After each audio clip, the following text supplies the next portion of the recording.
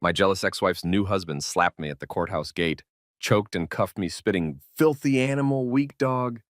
My ex-wife just watched. 5 minutes later, he was stunned when he saw me sitting in the judge's chair. The courthouse steps were slick with February rain. I remember that detail because I slipped just barely on the third step up from the street. My leather briefcase hit the concrete with a wet slap, and for a moment, I thought about leaving it there, just walking away. Getting back in my car and driving until the tank ran empty and my phone died and no one could find me anymore. But I didn't. I picked up the briefcase, wiped the rain from my glasses, kept climbing. That's when I saw them. Elena was standing under the courthouse portico, her new husband beside her like a sentinel. She wore that cream-colored coat I'd bought her 3 Christmases ago, the one she said made her feel like Grace Kelly. Her hair was pulled back tight, the way she always wore it when she wanted to look serious, professional, untouchable. He was bigger than I remembered. Marcus Reed, 6'3", shoulders like a linebacker, jaw like he'd been carved from marble by someone who'd never heard of subtlety. He had his hand on the small of Elena's back, proprietary, the way you'd rest your hand on something you owned. I should have turned around. I should have taken the side entrance, the one the staff used, the one with the card reader and the security camera that never quite worked right. But I didn't know yet. I didn't know that in 5 minutes, my entire life would splinter into before and after, that this moment, this stupid, rain-soaked moment on the courthouse steps, would become the fault line that divided everything I'd ever been from everything I was about to become. So I kept walking. "David," Elena's voice cut through the sound of rain and distant traffic. It always had this quality, her voice, like cold water, like something that could wake you up or drown you depending on how deep you were willing to go. I stopped, looked up, tried to arrange my face into something neutral. "Elena, you're early," she said. Not a greeting, an observation, maybe an accusation. "The hearing's at 9, I said. "It's 8:40. We need to talk." I shifted my briefcase to my other hand. The rain was getting heavier, fat drops that exploded against the stone like tiny grenades. "Our lawyers can talk. That's what we're paying them for." "This isn't about the lawyers." She stepped forward, out from under the portico's shelter. Rain immediately began to darken her coat at the shoulders. "This is about closure, David. About doing this the right way." The right way. As if there was a right way to dismantle 8 years of marriage. As if you could follow some kind of protocol for turning love into paperwork. For converting shared dreams into asset division and custody arrangements for a dog neither of us had fought hard enough to keep. Marcus moved then, not much, just a subtle shift forward, positioning himself between Elena and me like I was a threat. Like I'd ever been a threat to anyone. "Elena," I said quietly, "I really don't think, you never think." Her voice had that edge now. That blade she could slide between your ribs when she wanted to. "That was always your problem, David. You just react. You feel. You stumble through life like a child who never learned to plan ahead." I felt something tighten in my chest. The old familiar ache. The one that said, "She's right, she's always right. You're not enough. You've never been enough." "I have to go," I said. "The hearing is about my money," Elena interrupted. "My family's money. The money you seem to think you're entitled to just because we were married. I'm not—" I stopped, took a breath, started again. "I'm not trying to take anything from you, Elena. I just want what's fair." "Fair?" She laughed. Actually laughed. "You want to talk about fair, you, who contributed nothing to our marriage? Who spent 8 years writing your little stories while I built an actual career? While I brought in actual income?" Marcus put his hand on her shoulder, gentle, calming. "Babe," he said softly, "not here." But Elena shook him off. She was wound up now, I could see it. That particular kind of rage she got when she felt cornered, when the world wasn't arranging itself according to her blueprint. "You know what I think?" She stepped closer. Close enough that I could smell her perfume. Chanel number 5, the same as always, the same as when we'd met at that gallery opening where I'd been too nervous to talk to her. And she'd thought my nervousness was charming. "I think you've been planning this all along. I think you married me knowing exactly what my family was worth, knowing exactly how you could position yourself to—" "Stop." The word came out harder than I intended. "Just stop, Elena. I loved you. I married you because I loved you, Not because of your family's goddamn money. Then why are you asking for half of everything? I'm not asking for half of everything. I'm asking for what I'm legally entitled to under California community property law. That's it. That's all. Legally entitled. She said it like a curse. You know what you're legally entitled to, David? Nothing. You contributed nothing. You earned nothing. You were a parasite, and now you want... Elena. Marcus's voice was sharper now. Enough. But it wasn't enough. It was never enough with Elena. Once she started, once she got the bit between her teeth, she had to finish. She had to make sure you understood. Make sure you felt it. You're pathetic, she said. Her voice had gone quiet now, which was worse somehow. Louder would have been better. Louder would have been honest. This was surgical. You're a failed writer living off the generosity of a woman who made the mistake of believing in you. And now that I've woken up, now that I've found someone who's actually a man, who actually provides, who actually... I don't remember deciding to speak. The words just came. I hope he makes you happy, I said. I really do, Elena. Because somewhere under all this anger and cruelty, there's the woman I fell in love with.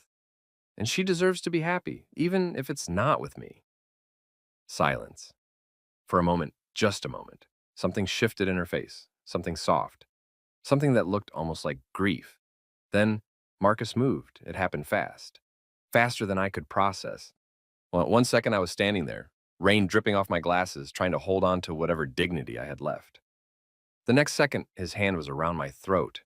I felt my back hit the iron railing, felt the air choke off, felt his face close to mine, so close I could see the individual pores on his nose, the tiny scar above his left eyebrow. Listen to me carefully, you piece of shit.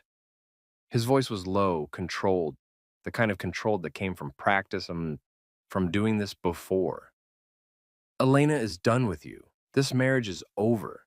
And if you think you're going to walk into that courtroom and take one goddamn dime of her family's money, you're more delusional than I thought.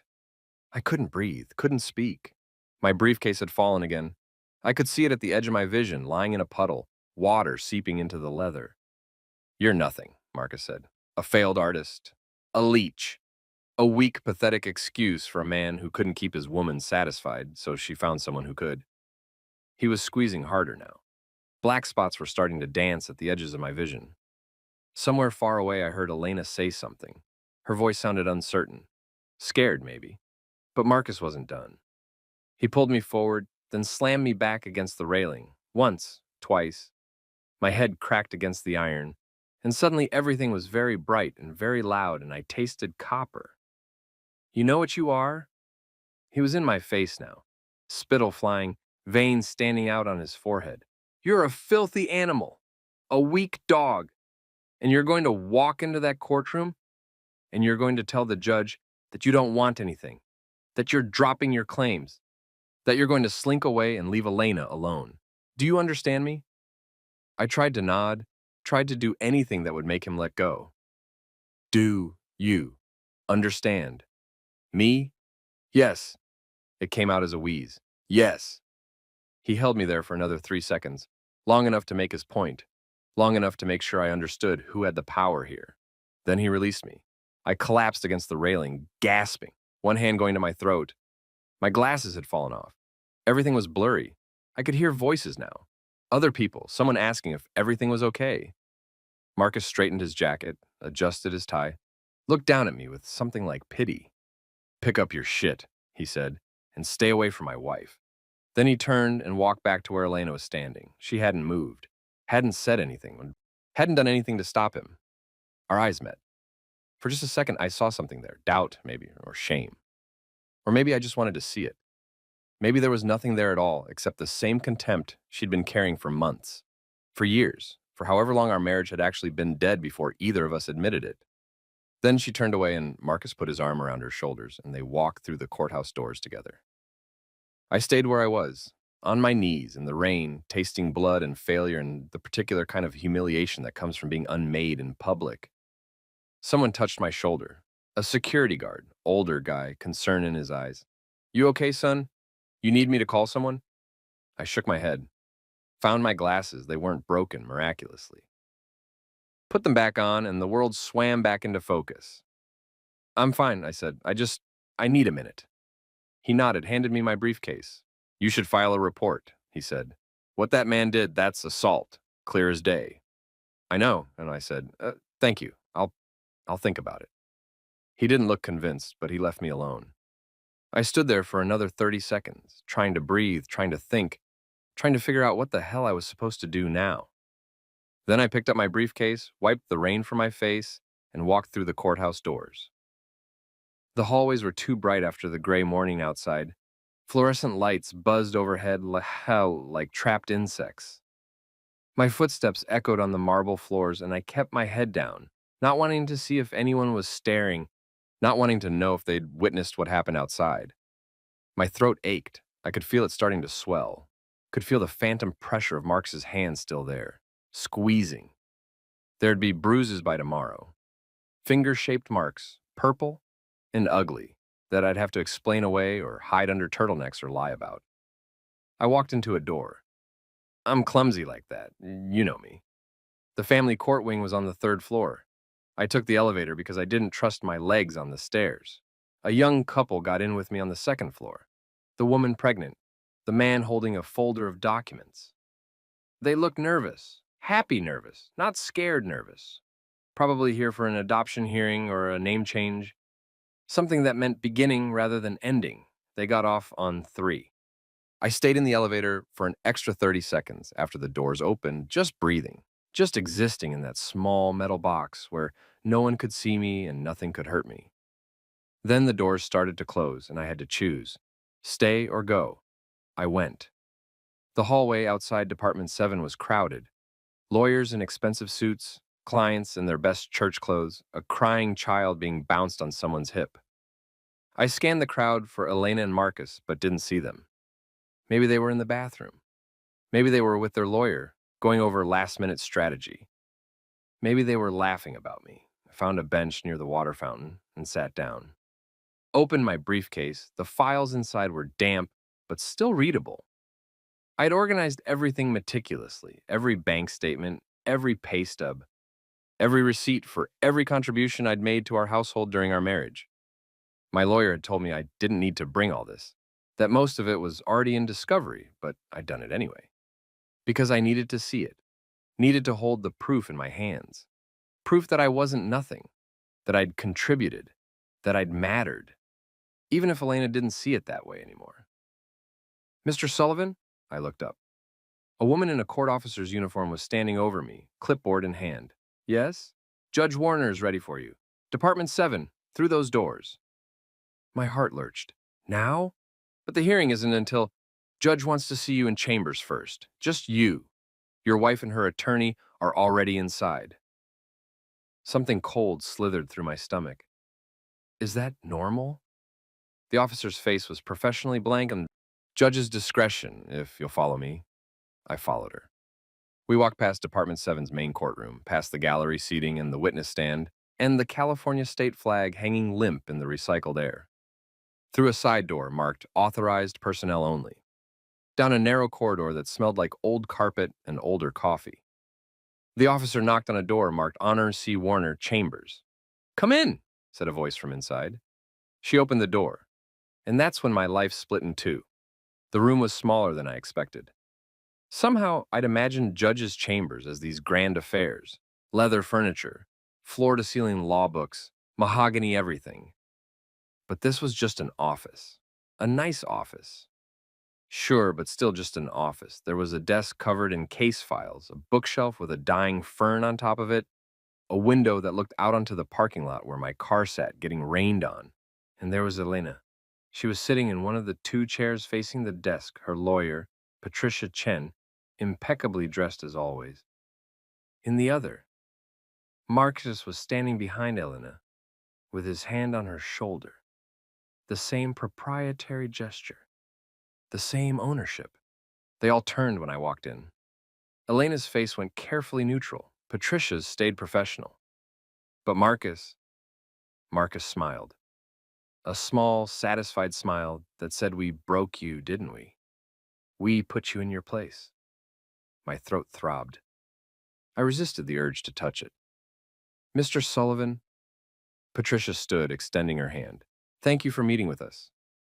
I didn't take her hand. I don't understand what this is. Where's my attorney? Where's the judge? Your attorney has been delayed, Patricia said smoothly. Traffic on the 101. The judge thought it would be productive for all parties to have a brief conversation before the hearing begins, to see if we can't reach some kind of understanding. An understanding. A settlement, Mr. Sullivan. Judge Warner is very busy, and if we can resolve this matter without wasting the court's time, I'm not settling. The words came out before I could stop them, before I could think about whether they were smart or safe or likely to get Marcus's hand around my throat again. I'm entitled to half the community property. That's the law. The law is complex, Patricia said, and often doesn't reflect the reality of individual circumstances. My circumstances are that I was married to Elena for 8 years, that during those 8 years I contributed to our household in ways that didn't include earning money. Marcus's voice cut across mine. He'd moved closer, I realized, was standing between me and the door now. In ways that didn't include building anything of value. You were a dependent, Sullivan, a grown man living off his wife's generosity. I was a partner. I was shaking now, could hear it in my voice. I supported Elena's career. I ran our home. I sacrificed my own. You wrote. Elena spoke for the first time since I'd entered the room. Her voice was flat, dead. You sat in our guest room, and you wrote stories that no one wanted to publish. That's not sacrifice, David. That's delusion. Something cracked inside my chest, a small sound like ice breaking on a pond. Elena, I said softly, please. Please what? Please pretend that you were an equal partner in our marriage? Please ignore the fact that every dollar we spent, every vacation we took, every meal we ate was paid for by my salary, by my family? I cooked those meals. I sounded pathetic. I knew I sounded pathetic, but I couldn't stop. I cleaned our home. I supported you through your grandfather's death and your mother's cancer scare, and every single promotion and disappointment, and none of that is worth half of everything I've built. Elena interrupted. None of that entitles you to walk away from this marriage with millions of dollars that you didn't earn. Community property law disagrees. Community property law, Patricia said carefully, assumes good faith contributions from both parties. It assumes that the marriage was entered into and maintained with honest intentions on all sides. I stared at her. What are you implying? I'm not implying anything, Mr. Sullivan. I'm stating facts. You were a struggling writer when you met Elena. You'd been rejected by every publishing house in New York. You were working part-time at a bookstore, barely making rent on a studio apartment in the valley. So Elena represented opportunity, financial security, a chance to quit your day job and pursue your writing full-time. Some might argue that your primary motivation in marrying her was economic rather than romantic. The room tilted. That's insane. Is it? Because from where I'm sitting, the evidence suggests a pattern of financial dependence that began before the marriage and continued throughout. You never sought traditional employment, never contributed meaningfully to the household income, never. I loved her. My voice broke, actually broke. I loved Elena. I married her because I loved her. Everything else, the writing, the financial arrangement, that was her idea. She encouraged me to write. She said my work mattered. She said, people say a lot of things, Marcus interrupted. Doesn't make them true. Doesn't mean you get to cash out now that she's woken up and realized her mistake. I looked at Elena then, really looked at her, searched her face for any sign of the woman I'd married. The woman who'd cried at our wedding, who'd whispered that she'd never been so sure of anything, who'd promised forever like she meant it. Nothing. Her face was stone. Her eyes were ice. Is this really what you want? I asked her directly. To claim I married you for money? To rewrite our entire history like this? She held my gaze. I want to protect what's mine. I'm not trying to take what's yours, Elena. I'm trying to get what's fair.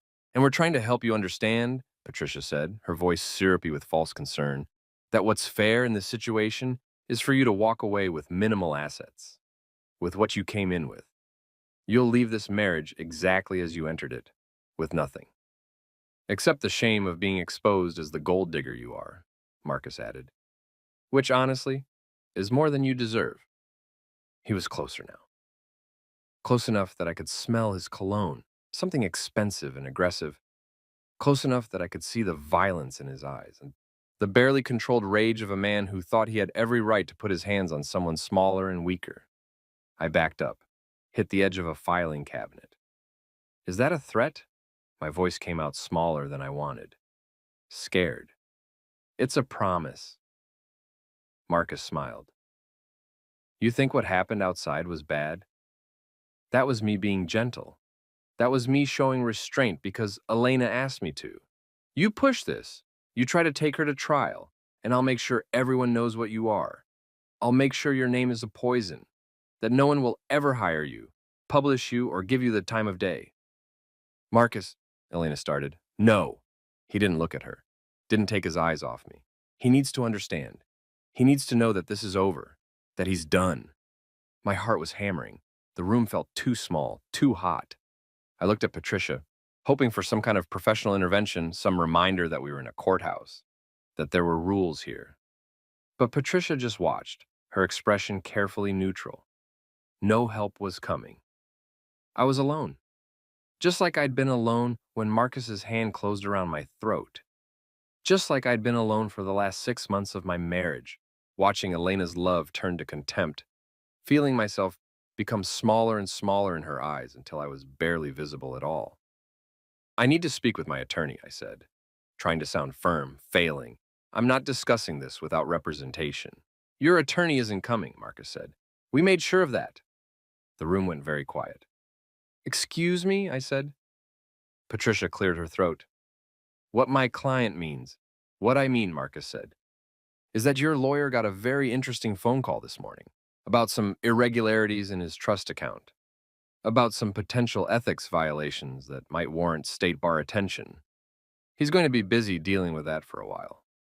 I felt sick. You reported my attorney to the state bar on the day of my hearing? I reported some concerns, Marcus said, as is my right as a concerned citizen. What the state bar chooses to do with that information is their business. That's witness tampering, intimidation. That's me protecting Elena from predators, Marcus interrupted, from people who think they can manipulate the system to steal what they haven't earned. I haven't stolen anything, not yet. Marcus took another step closer. We were almost nose to nose now. Well, nose to chest, he had 6 inches on me. But you were going to try, and we're making sure you understand that's not going to happen. That the only thing you're walking away with is your life. The threat was explicit now, undeniable. And still no one said anything, not Patricia, not Elena, not the court officer who'd brought me here and who was presumably still somewhere in this building, paid to protect people like me from people like Marcus. I was on my own. I want to leave, I said. I want to leave right now. No one's stopping you. Marcus stepped aside, gesturing to the door with a mocking half-bow. Walk away. Sign the settlement papers my lawyer's going to give you. Take your nothing and disappear. I looked at Elena one last time. Is this really what you've become? I asked her. Is this who you want to be? For just a second, just a fraction of a second, something flickered in her eyes. Then it was gone. Get out, David, she said quietly. Just get out. So I did. I turned and walked to the door, grabbed the handle. My hand was shaking so badly I could barely turn it. Behind me, I heard Marcus laugh. A low, satisfied sound. The door opened, and I walked straight into Judge Catherine Warner. She was younger than I expected. Mid-50s, maybe, with steel gray hair cut in a severe bob and eyes that seemed to take in everything at once. She was wearing her robes already, black and imposing, with the seal of California embroidered over the heart. Mr. Sullivan, she said. Her voice was cool, professional. You're in my chambers. They said I couldn't make my brain work, couldn't form coherent sentences. Judge Warner looked past me into the room. Her expression didn't change, but something in her posture went very still. Miss Chen, she said. Mr. Reed, Mrs. Reed, I don't recall inviting you into my chambers. Patricia stood quickly.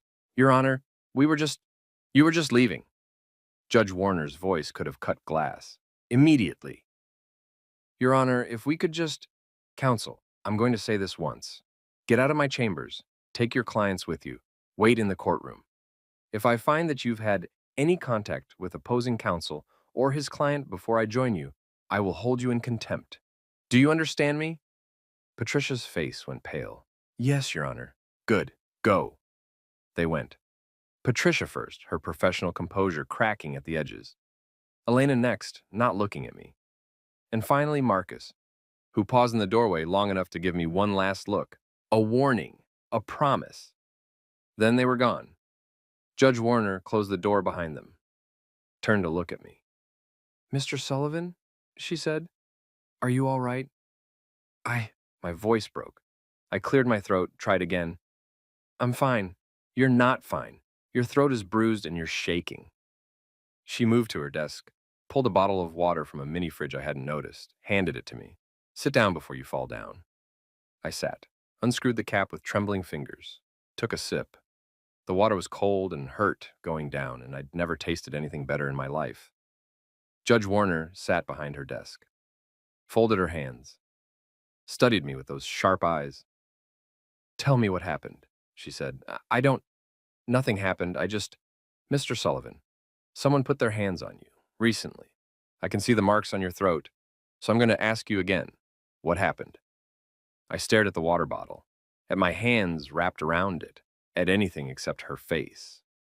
It was an argument, I said finally. Outside, before the hearing, it got heated enough to leave bruises. It was my fault. I said something. Mr. Sullivan. Her voice was sharper now. I've been a family court judge for 16 years. I've heard every excuse, every justification, every victim blaming themselves for their abuser's violence. So please don't insult my intelligence by telling me you provoked someone into choking you. Tears stung my eyes. I blinked them back. I don't want to make trouble. Someone already made trouble. I'm just trying to figure out how much.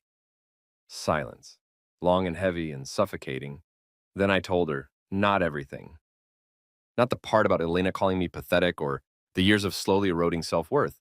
But I told her about the confrontation on the steps, about Marcus's hands around my throat, about the threats, about my attorney mysteriously having ethics complaints filed the morning of our hearing.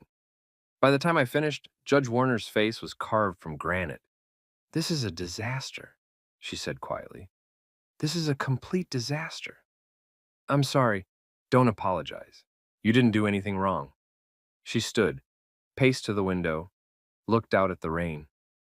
Mr. Reed committed assault and battery in front of my courthouse. That's a crime. He also appears to have interfered with your legal representation, which is another crime.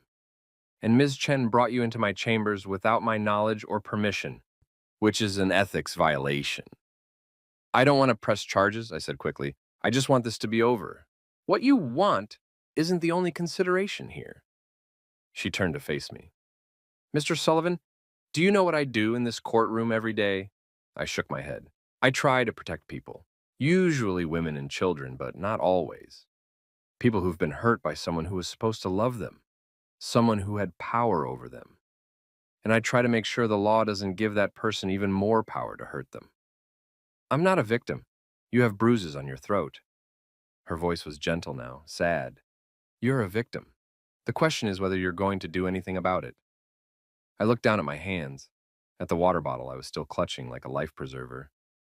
What would happen, I asked. If I filed a report, Marcus Reed would be arrested, charged with assault and battery, depending on the DA's office, possibly more. Your divorce case would be delayed while the criminal matter was handled.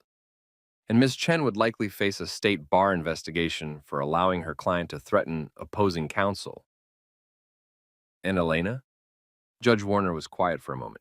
Your ex-wife witnessed a crime and did nothing to stop it. That's not criminal, but it is illuminating. Illuminating. Such a gentle word for such an ugly truth. I don't know if I can do this, I said. Go through all of that. Testify, relive. I gestured vaguely at my throat. I'm tired, Your Honor. I'm so tired. I understand. She sat back down at her desk. But Mr. Sullivan, I need you to understand something. If you don't stand up now, if you let Marcus Reed get away with putting his hands on you, you're telling him he can do it again. To you or to someone else. You're telling every abuser who walks through my courtroom that violence works. I'm not a hero, I said. I'm just trying to survive my divorce. Then survive it with dignity. She leaned forward. Press charges, get a restraining order. Make sure Marcus Reed understands that he doesn't get to intimidate people without consequences. In the divorce case, we'll proceed, just not today. She glanced at her computer screen. I'm going to continue the hearing, give you time to get a new attorney, since yours has apparently been sabotaged. And in the meantime, I'm going to do something I don't usually do. What's that? She smiled. It wasn't a warm smile. It was the smile of someone who was about to make someone else very unhappy. I'm going to educate Mr. Reed and your ex-wife about how things work in my courtroom. 5 minutes later, I was sitting in the gallery of Department 7. Not in the back where I'd planned to sit.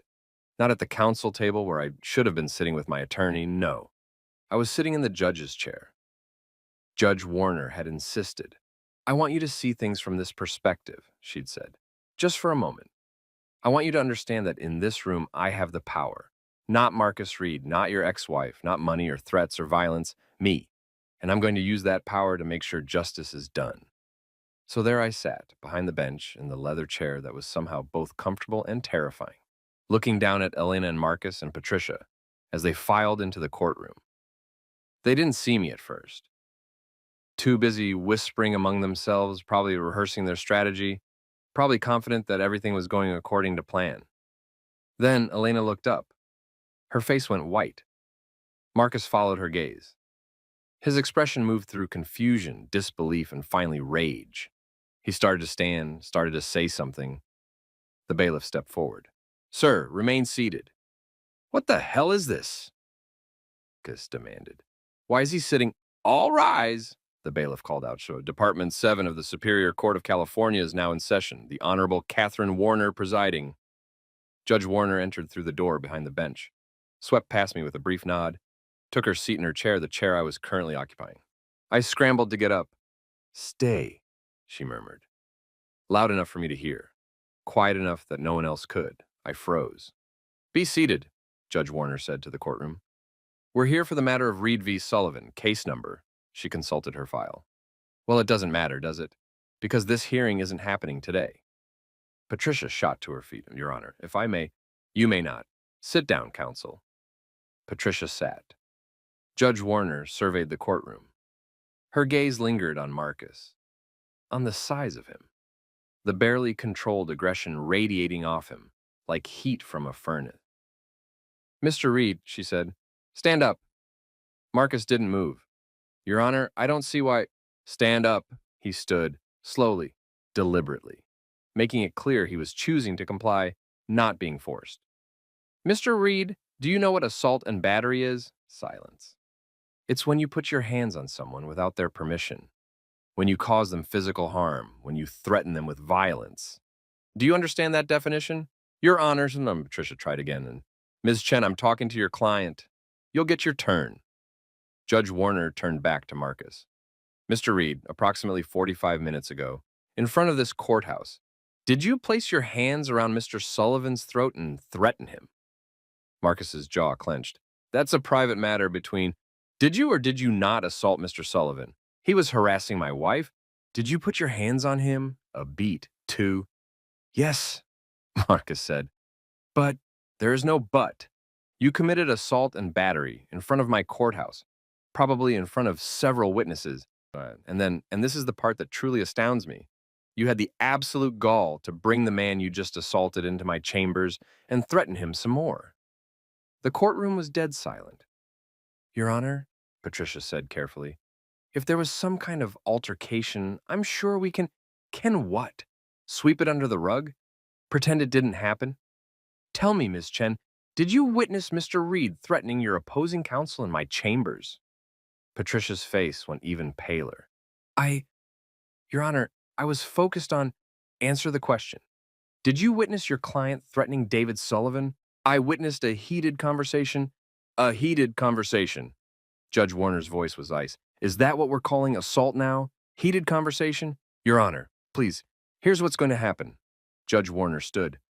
The whole courtroom seemed to shrink. Mr. Reed, you are going to leave this courthouse immediately, but you are not going to speak to Mr. Sullivan.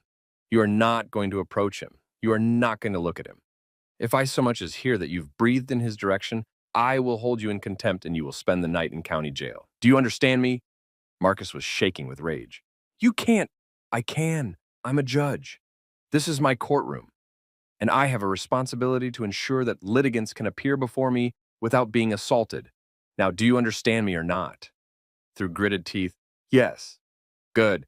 Bailiff, please escort Mr. Reed out of the building. Your Honor! Elena spoke for the first time. He's my husband. Then you should have stopped him from committing a crime, Mrs. Reed. Bailiff? The bailiff, a heavy-set man in his 50s, approached Marcus. Sir, if you'll come with me.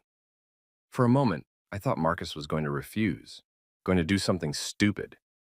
His hands were balled into fists. His face was red. Every muscle in his body was tensed for violence. Then Elena put her hand on his arm, whispered something. Marcus looked at her, looked at me, looked at Judge Warner. This isn't over, he said. It is for today. Judge Warner's voice was final. Get him out of here. Marcus left, the bailiff at his elbow, every eye in the courtroom watching. When the door closed behind him, Judge Warner turned to Elena. Mrs. Reed, you have a choice to make. Elena lifted her chin. What choice is that, Your Honor? You can continue with this divorce proceeding with new counsel because Ms.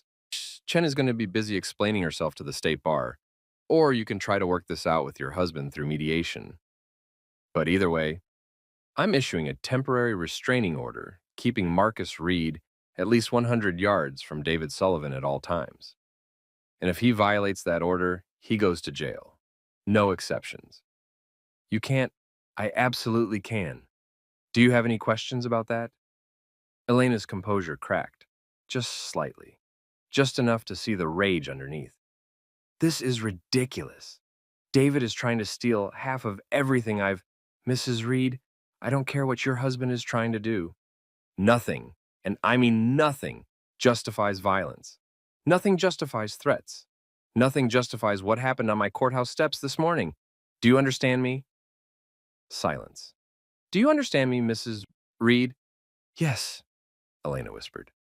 Good. This hearing is continued for 60 days. Mr. Sullivan, you're going to get a new attorney.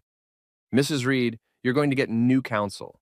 And when we reconvene, we're going to handle this case like civilized adults, not like...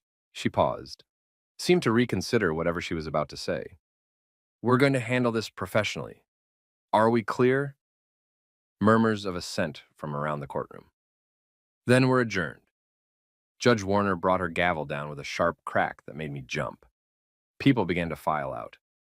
Patricia gathered her things quickly, avoiding eye contact with everyone. Elena sat frozen in her chair, staring at nothing. Judge Warner turned to me, gestured for me to stand. I did. My legs were shaking. Mr. Sullivan, she said quietly, I'm going to have the bailiff walk you to your car. I want you to go home, get some ice on that throat. Tomorrow, I want you to go to the police station and file a report. Then I want you to find a new attorney. I can give you some referrals if you need them. Can you do that? I think so. Not I think so. Can you do that? I nodded. Yes, I can do that. Good. She paused, glanced toward where Elena still sat. I'm sorry about your marriage, Mr. Sullivan. I know this isn't how you wanted it to end. No, I agreed. It's not.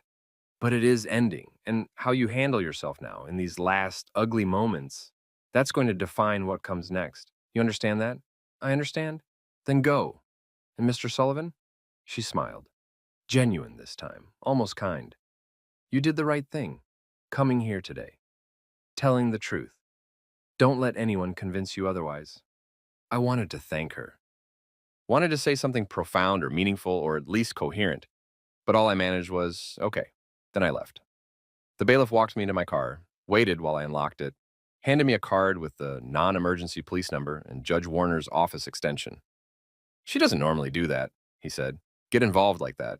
But when she does, he shook his head. Man, I would not want to be on her bad side. Yeah, I said, me neither.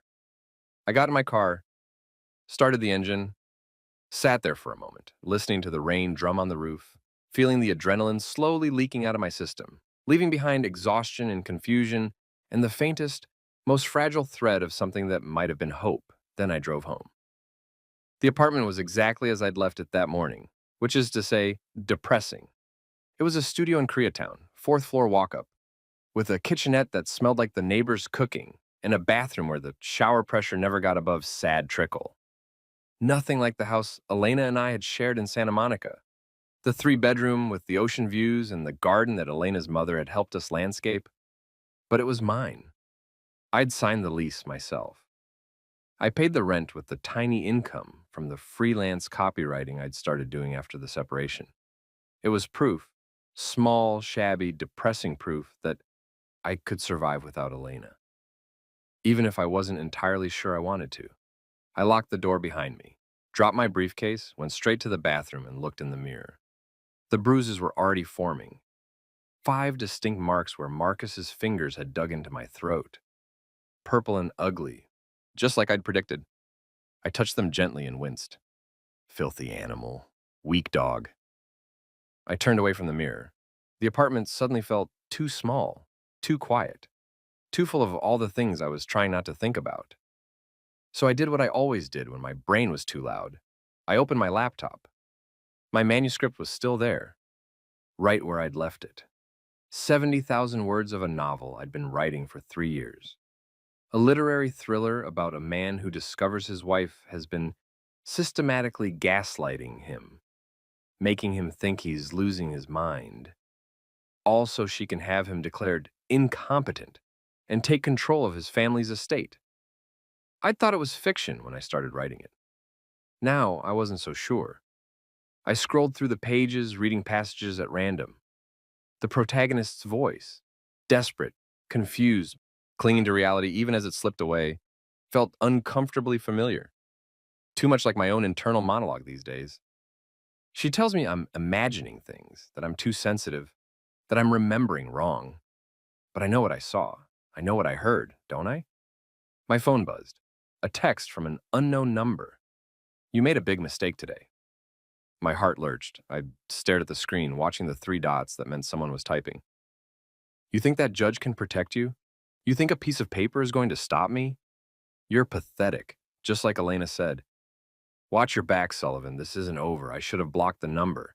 Should have called the police right then, shown them the texts, added them to the evidence pile, but I just sat there staring at the words, feeling the old familiar weight settle back onto my shoulders. He's right, part of me whispered. You are pathetic. You are weak. What kind of man lets another man choke him and doesn't fight back? What kind of man needs a judge to protect him? I put the phone down, pressed the heels of my hands against my eyes. Stop, I said out loud. Just stop. But the voice didn't stop. It never stopped. It had been there for months now, maybe years, growing louder every time Elena looked at me with disappointment. Every time my manuscript got rejected, every time I had to ask her for money because the freelance work wasn't enough to cover my student loans. Weak, pathetic, failure. My phone buzzed again.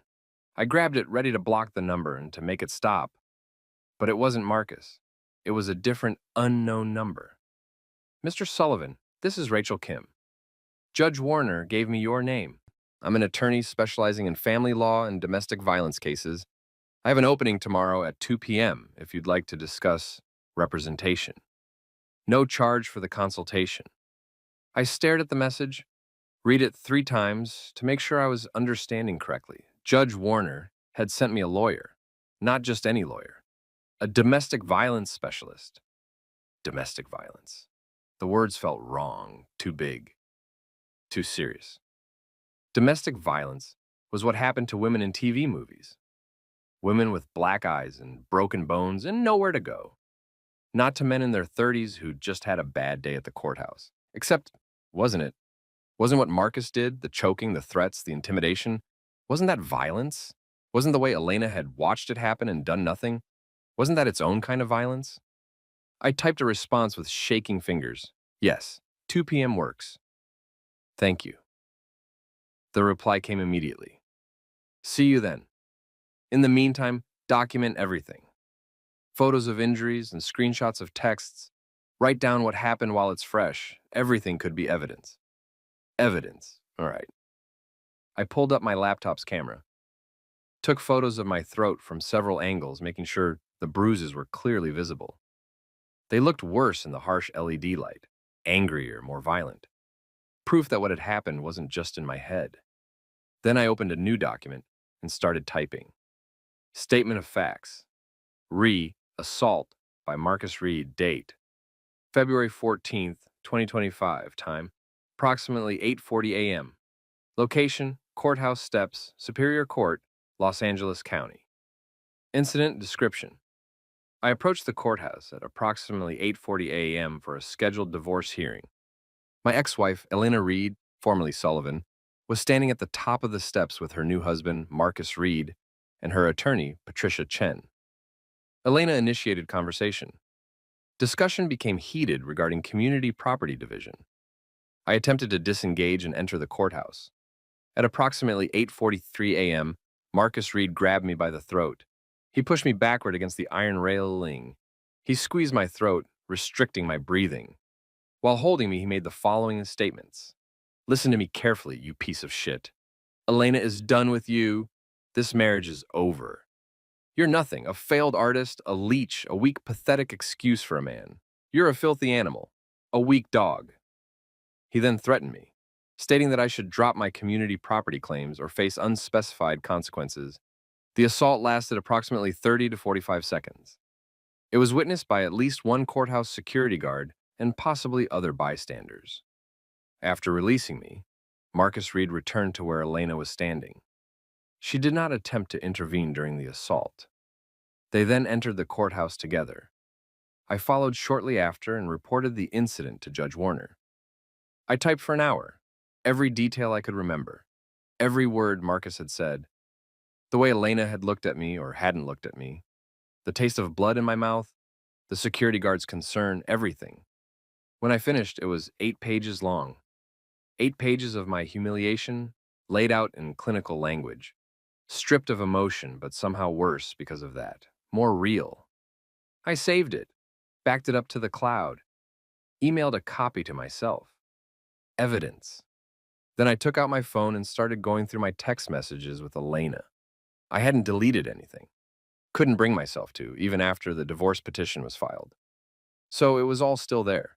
3 years of conversation from the giddy early days. I can't stop thinking about you. When can I see you again? I think I'm falling for you. To the slow deterioration. I scrolled back, looking for what? Proof that I wasn't crazy? Evidence that she'd once loved me? Or maybe just masochism? I found a text from 11 months ago, right around the time I'd started to realize something was wrong. Elena, we need to talk about your writing. Me. What about it? Elena, it's been 3 years, David. 3 years and you still don't have a publishing deal? Still don't have an agent? I'm starting to wonder if this is ever going to happen. Me. These things take time. Stephen King got rejected dozens of times before. Elena, you're not Stephen King. Me. I know that. I'm just saying, Elena. I'm saying that I'm tired. I'm tired of supporting both of us. I'm tired of coming home to you in your pajamas at 3 p.m. I'm tired of pretending this is a partnership when I'm doing all the work. Me. That's not fair. I do plenty around the house. I cook, I clean, Elena, you do housework. That's not the same as contributing financially. That's not the same as being an equal partner. Me. You told me to quit my job. You said you wanted me to focus on my writing. You said, Elena, I know what I said. I was wrong. I stared at that last message. I was wrong. Not, we'll figure this out. Not, I still believe in you. Just, I was wrong. That should have been my signal. That should have been the moment I understood the marriage was over. But I'd ignored it. I doubled down on my writing. Convinced myself that if I could just finish the manuscript, just get it published, everything would go back to how it was. I'd been so stupid. I kept scrolling. The messages got worse, Elena. I need space, Elena. I'm going to stay at my mother's for a few days, Elena. I've met someone. That one had come on a Tuesday. No preamble, no explanation, just, I've met someone. I'd called her. She hadn't answered. I'd driven to her mother's house in Pasadena and she'd refused to see me. Her mother had answered the door, apologetic but firm, and explained that Elena needed time to think. 3 days later, Elena had filed for divorce. 2 weeks after that, she'd married Marcus. I'd looked him up, of course.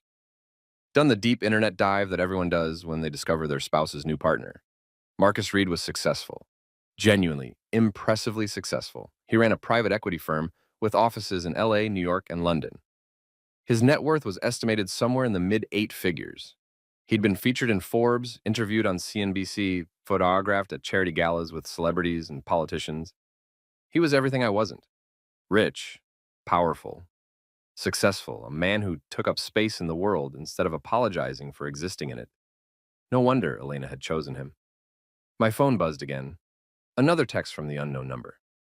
Enjoying your little victory? Don't. It won't last. Money talks. Judges can be bought. And you're nothing. Just like you've always been. I blocked the number, then I screenshot the messages before I did, adding them to my evidence folder. Then I put the phone down and cried. I don't know how long I sat there. Long enough for the light outside to fade from gray to dark. Long enough for my throat to stop aching and start throbbing. Long enough for the tears to dry on my face, leaving behind salt tracks and shame. Eventually, I got up. Made myself eat something. Ramen from the cupboard, the cheap kind that cost 50 cents and tasted like salted cardboard. Took 3 ibuprofen. Sat back down at my laptop. The cursor blinked at me accusingly. Right, it seemed to say. That's what you do. Isn't it? When life is too hard, when reality is too painful, you retreat into fiction. You create worlds you can control, characters who do what you tell them, stories with beginnings and middles and satisfying ends. So I wrote, not my novel. That felt too close, too raw. Instead, I opened a new document and started writing what had happened. Not the clinical statement for the lawyer, I'd already done that, but the real story, the emotional truth underneath the facts. The rain was cold, and his hand was colder. That's what I remember most. Not the pain, though that came later, blooming across my throat like a bruise-colored flower. Not the fear, though that was there too, sharp and immediate and choking. No, what I remember most is the cold. His hand around my throat, squeezing, and the rain running down my face, mixing with tears I didn't realize I was crying until later. Until I was alone in my car with the heater blasting and my glasses fogging up and nowhere to go that felt safe anymore. Filthy animal, he said. Weak dog. And somewhere behind him, watching, was the woman I'd promised forever to. The woman who'd promised me the same. The woman who was letting this happen because I'd become something less than human in her eyes. Something disposable. The marriage had ended months ago. The divorce papers were just paperwork. But this moment, with his hand on my throat and her eyes looking through me, this was the funeral. And I hadn't even known I was supposed to grieve. I wrote for 3 hours. Wrote until my eyes burned and my back ached, and the words stopped making sense. Wrote until the story was out of me. Expelled like poison, transformed from something happening to me into something I'd witnessed, something I could analyze, something I could survive. When I finished, the document was 12,000 words long. I saved it, titled it The Gate. Then I closed the laptop and went to bed. Rachel Kim's office was in Century City, on the 17th floor of a glass tower with a lobby that made my apartment building look like a cardboard box. I'd worn my best suit, the navy one I'd gotten for Elena's office holiday party 3 years ago. It still fit barely, though I'd lost weight since the separation and it hung a little loose in the shoulders. I'd covered the bruises on my throat with a turtleneck. They'd faded to a sickly yellow-green, but they were still visible if you looked closely. The receptionist, an older woman with kind eyes, smiled when I gave my name. Mr. Sullivan, Miss Kim is expecting you. Can I get you coffee, water? Water would be great, thank you. She brought me a bottle, glass, not plastic, with a label in French, and gestured to a waiting area with leather chairs and art that looked expensive enough to be real. I sat, tried not to fidget, failed. 5 minutes later, a door opened and Rachel Kim emerged. She was younger than I'd expected, early 40s maybe, with sharp features and sharper eyes. She wore a gray pantsuit with a silk blouse underneath, and her hair was pulled back in a sleek bun that probably cost more to maintain than I spent on groceries in a month. Mr. Sullivan, she extended her hand. Her grip was firm, professional. Thank you for coming, shall we? I followed her into her office. It was corner suite, floor-to-ceiling windows offering views of the city stretching toward the ocean. The desk was mahogany. The books on the shelves were leather-bound. Everything about the space said, competent, expensive, not someone you wanted on the other side of your case. Please, sit. She gestured to a chair across from her desk. Before we begin, I want to make sure you understand that this consultation is confidential. Nothing you tell me leaves this room unless you decide to retain me and we determine it's relevant to your case. Understood? Understood. Good. She pulled out a legal pad and a pen. Judge Warner gave me the broad strokes of what happened. But I'd like to hear it from you. Start from the beginning. Take your time. So I did. I told her everything.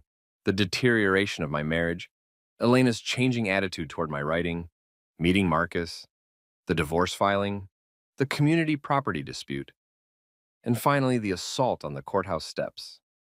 Rachel took notes, didn't interrupt, didn't react. Just listened with the kind of focused attention that made me understand why she was good at her job. When I finished, she set down her pen and looked at me. Mr. Sullivan, have you filed a police report? Not yet. I was going to do it after this meeting. Do it today, as soon as you leave here. The longer you wait, the harder it becomes to prosecute. She paused. Have you received any communications from Marcus Reed since the incident? I pulled out my phone, showed her the screenshots of the text messages. Her expression didn't change, but something in her eyes went very cold. These constitute criminal threats under California Penal Code Section 422. Combined with the assault, we're looking at potential felony charges.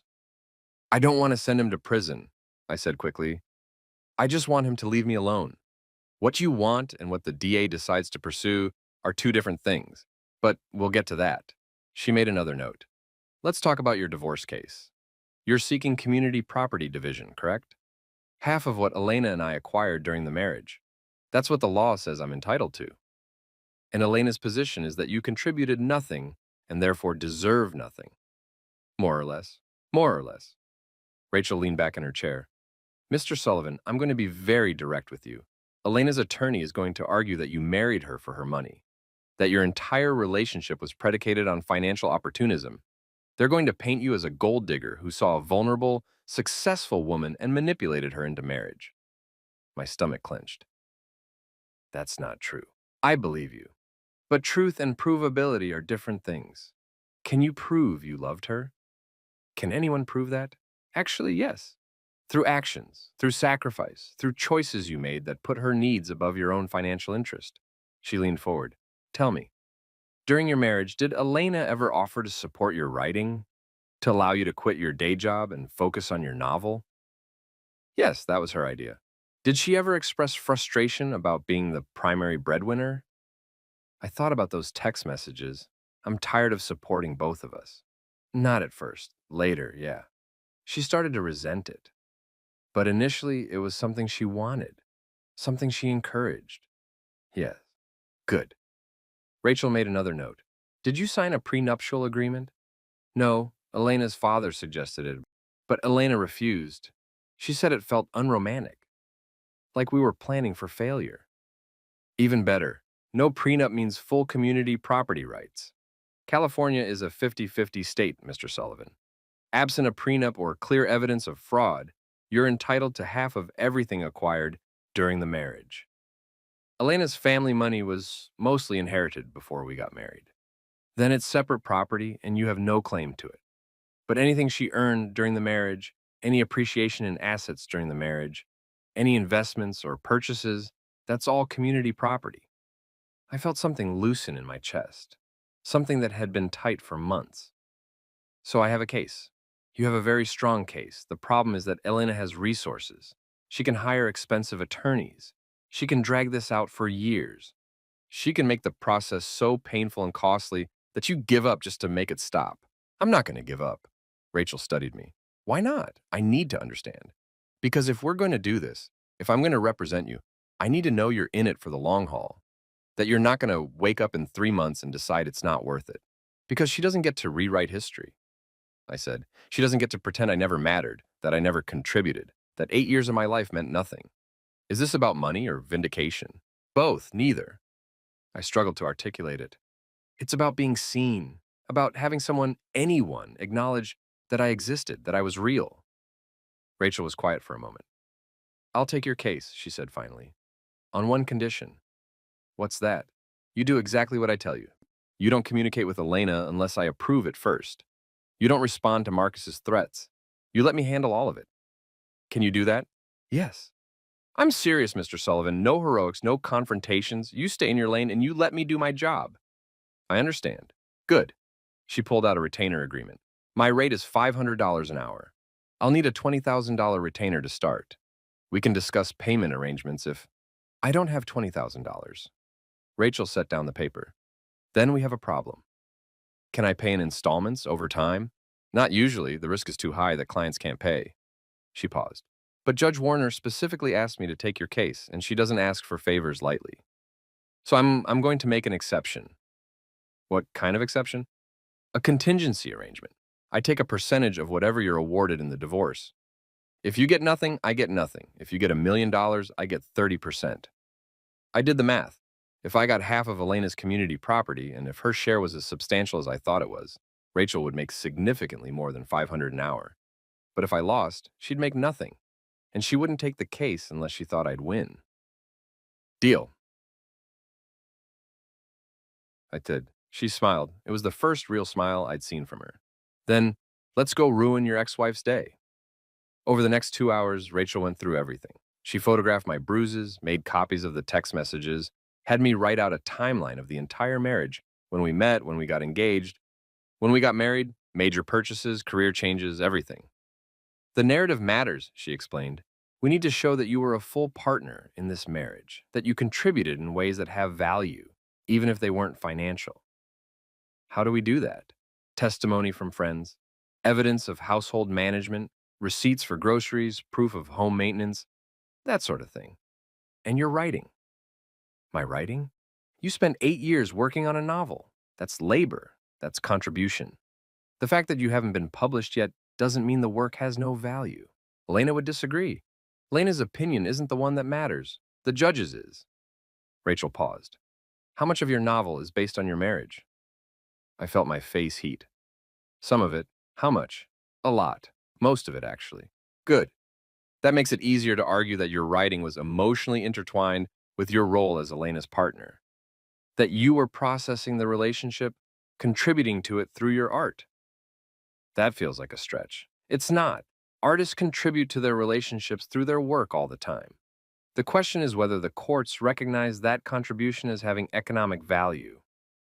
She made another note. We'll need to retain an expert, a forensic accountant who can value all the community assets, and possibly a therapist who can speak to the emotional dynamics of your marriage. This is going to cost a fortune. Yes, but if we win, Elena pays your attorney's fees. That's standard in California divorce law. The higher-earning spouse typically pays for both sides' legal costs to ensure fair access to representation. I sat back in my chair, felt something like hope stirring in my chest. When do we start? We already have. I'm filing 3 motions tomorrow. First, a motion to enforce the restraining order against Marcus. Second, a motion for interim spousal support so you can afford to live while this case is pending. Third, a motion to compel discovery. I want to see every bank statement, every tax return, every asset Elena has claimed as separate property. Elena's going to be furious. Good.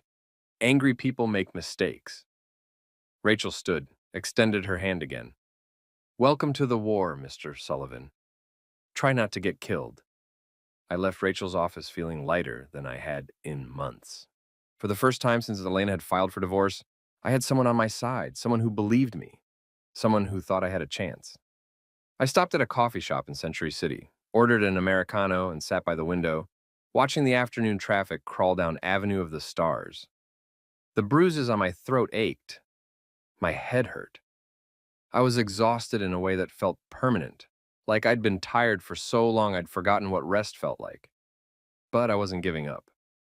I pulled out my phone and called the non-emergency police line. LAPD, how can I direct your call? I need to file a police report, I said, for assault and battery. When did the incident occur? 3 days ago, Friday morning. And you're just filing now? Yes. I was advised to document everything first. A pause. Okay, sir. I can have an officer meet you at the station. Which precinct are you closest to? I gave them the address of the Hollywood station. They told me someone would be available in an hour.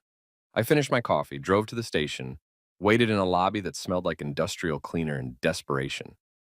When my turn came, the officer, a tired-looking woman in her 40s, listened to my story with the practiced patience of someone who'd heard worse. "Do you have evidence?" she asked. I showed her the photos, the text messages, the statement I'd written. She typed everything into her computer, asked clarifying questions, made me repeat certain parts. "This Marcus Reed," she said, "is he known to law enforcement?" "I don't think so. He's a businessman, private equity. Money doesn't mean much." "Plenty of rich people have records." She pulled up something on her screen, frowned. "Huh, what?" "Says here Mr. Reed was questioned in connection with an assault 2 years ago. Charges were dropped." My stomach dropped. Assault? Incident at a business meeting. Another executive claimed Reed got physical during a negotiation, but the victim declined to press charges and the matter was closed. She looked at me. "Sounds like he's got a temper." "Yeah," I said quietly. "Yeah, he does." She finished typing, printed out a report number, and handed it to me. "Keep this. The DA's office will review the case and decide whether to file charges. You might be contacted for a follow-up interview." "What are the chances they'll actually prosecute?" She shrugged. "Depends. You have good evidence. Clear injuries, witnesses, text messages showing ongoing threats. That all helps. But if Reed has a good lawyer and no prior convictions," she trailed off, "just keep documenting everything. If he contacts you again, report it immediately." I thanked her and left. The next few days passed in a strange blur of waiting and bureaucracy. Rachel filed her motions. Elena's new attorney, a different lawyer, and since Patricia Chen was apparently dealing with her own ethics investigation, filed responses. The court scheduled hearings. And I just existed. I wrote. Not my novel, that still felt too raw, but essays. Personal pieces about marriage and identity and what it means to lose yourself in another person. About the particular cruelty of being told you never mattered by someone you built your entire life around. I sent them to literary magazines. Small ones, online mostly, that didn't pay but might publish. I wasn't expecting anything, just needed to feel like I was doing something, like I still had a voice. Then, 3 days after I filed the police report, I got an email. From editor catharsisonline.com. Subject: essay submission. The Gate. David, we'd like to publish your essay. It's raw and honest and exactly the kind of personal storytelling we're looking for. Would you be available for a brief phone call to discuss edits? Best, Jennifer Ortiz. Senior editor, Catharsis Magazine. I read the email 3 times. They wanted to publish my work. Someone, a stranger, someone who had no obligation to be kind to me, thought my words had value. I called Rachel immediately. "That's great," she said when I told her, "but check with me before you publish anything. I want to make sure it doesn't compromise the divorce case." I sent her the essay. She called back an hour later. "It's good," she said. "Really good. And it won't hurt the case. Might actually help by establishing a public record of Marcus's violence." "But David?" "Yeah?" "You know this is going to piss Elena off, right? Going public with your version of events?" "I know." "You're sure you want to do this?"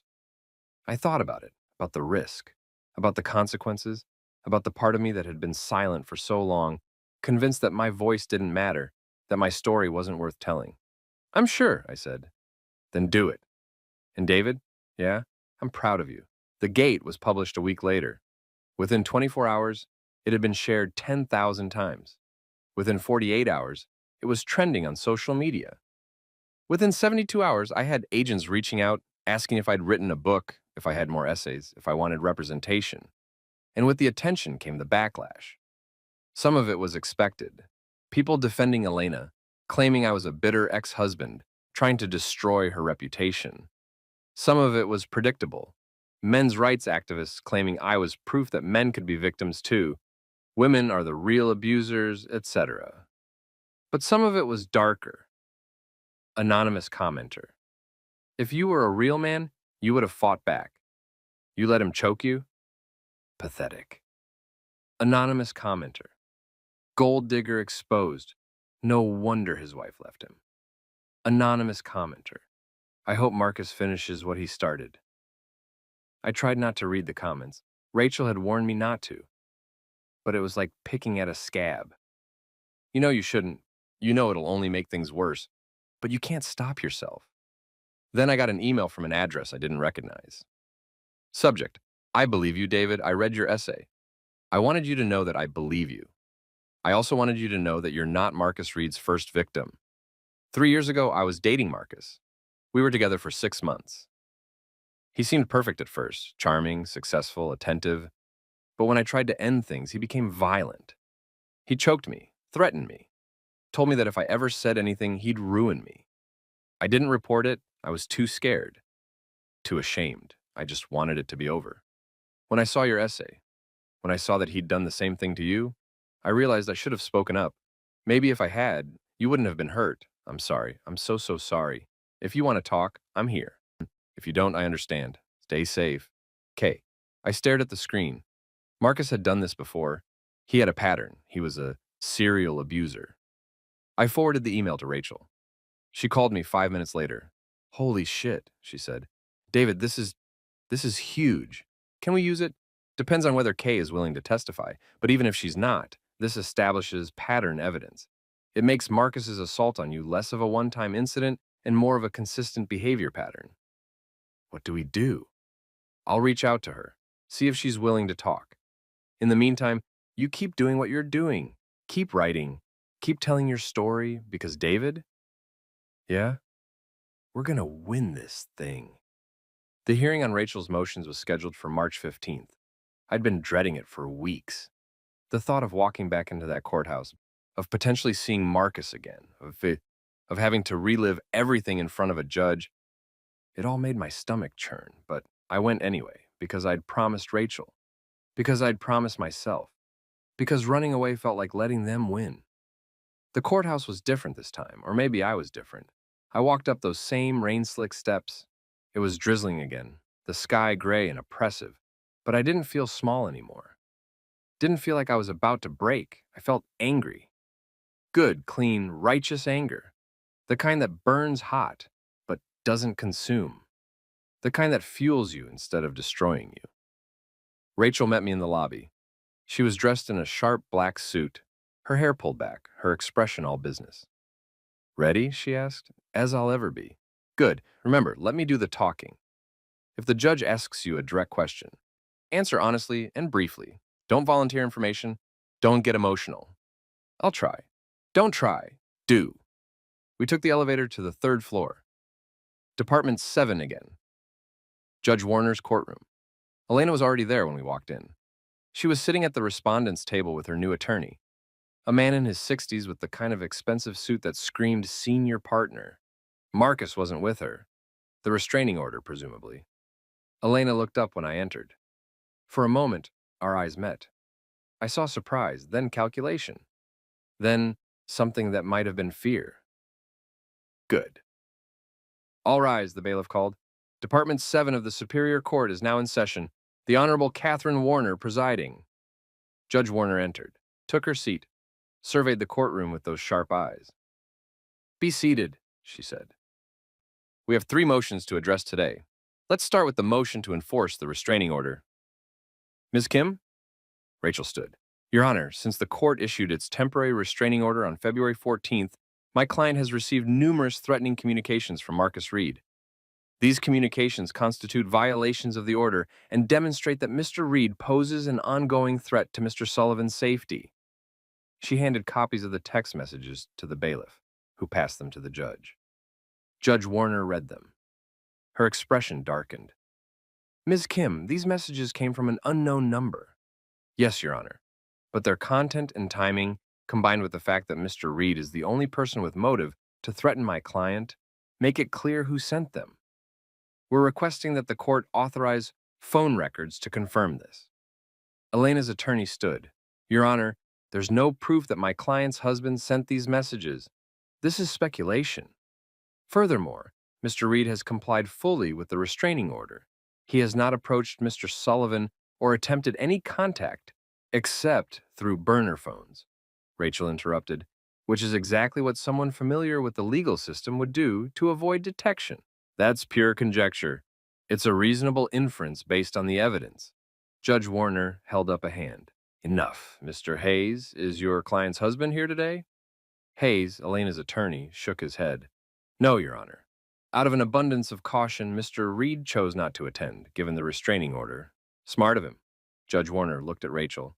Ms. Kim, I'm going to order phone records for the numbers that sent these messages. If they trace back to Mr. Reed, he'll be held in contempt, and the restraining order will become permanent. If they don't, we revisit this. Understood? Yes, Your Honor. Thank you.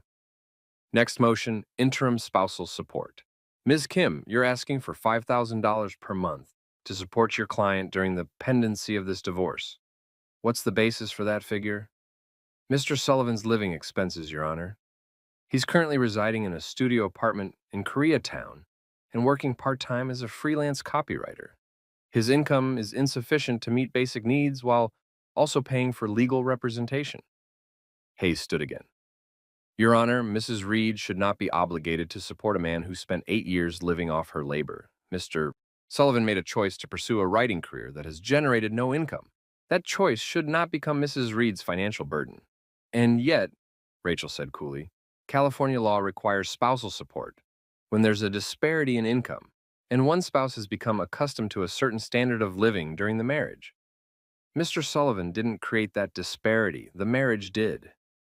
Judge Warner looked at me. Mr. Sullivan, what was your income during the last year of your marriage? I stood. Approximately $18,000, Your Honor, from freelance work. And your wife's income? I'm not sure of the exact figure, but I believe it was around $400,000. Hayes scoffed. And Mr. Sullivan thinks he's entitled to maintain a lifestyle supported by that income, despite contributing less than 5%. Mr. Hayes, Judge Warner interrupted.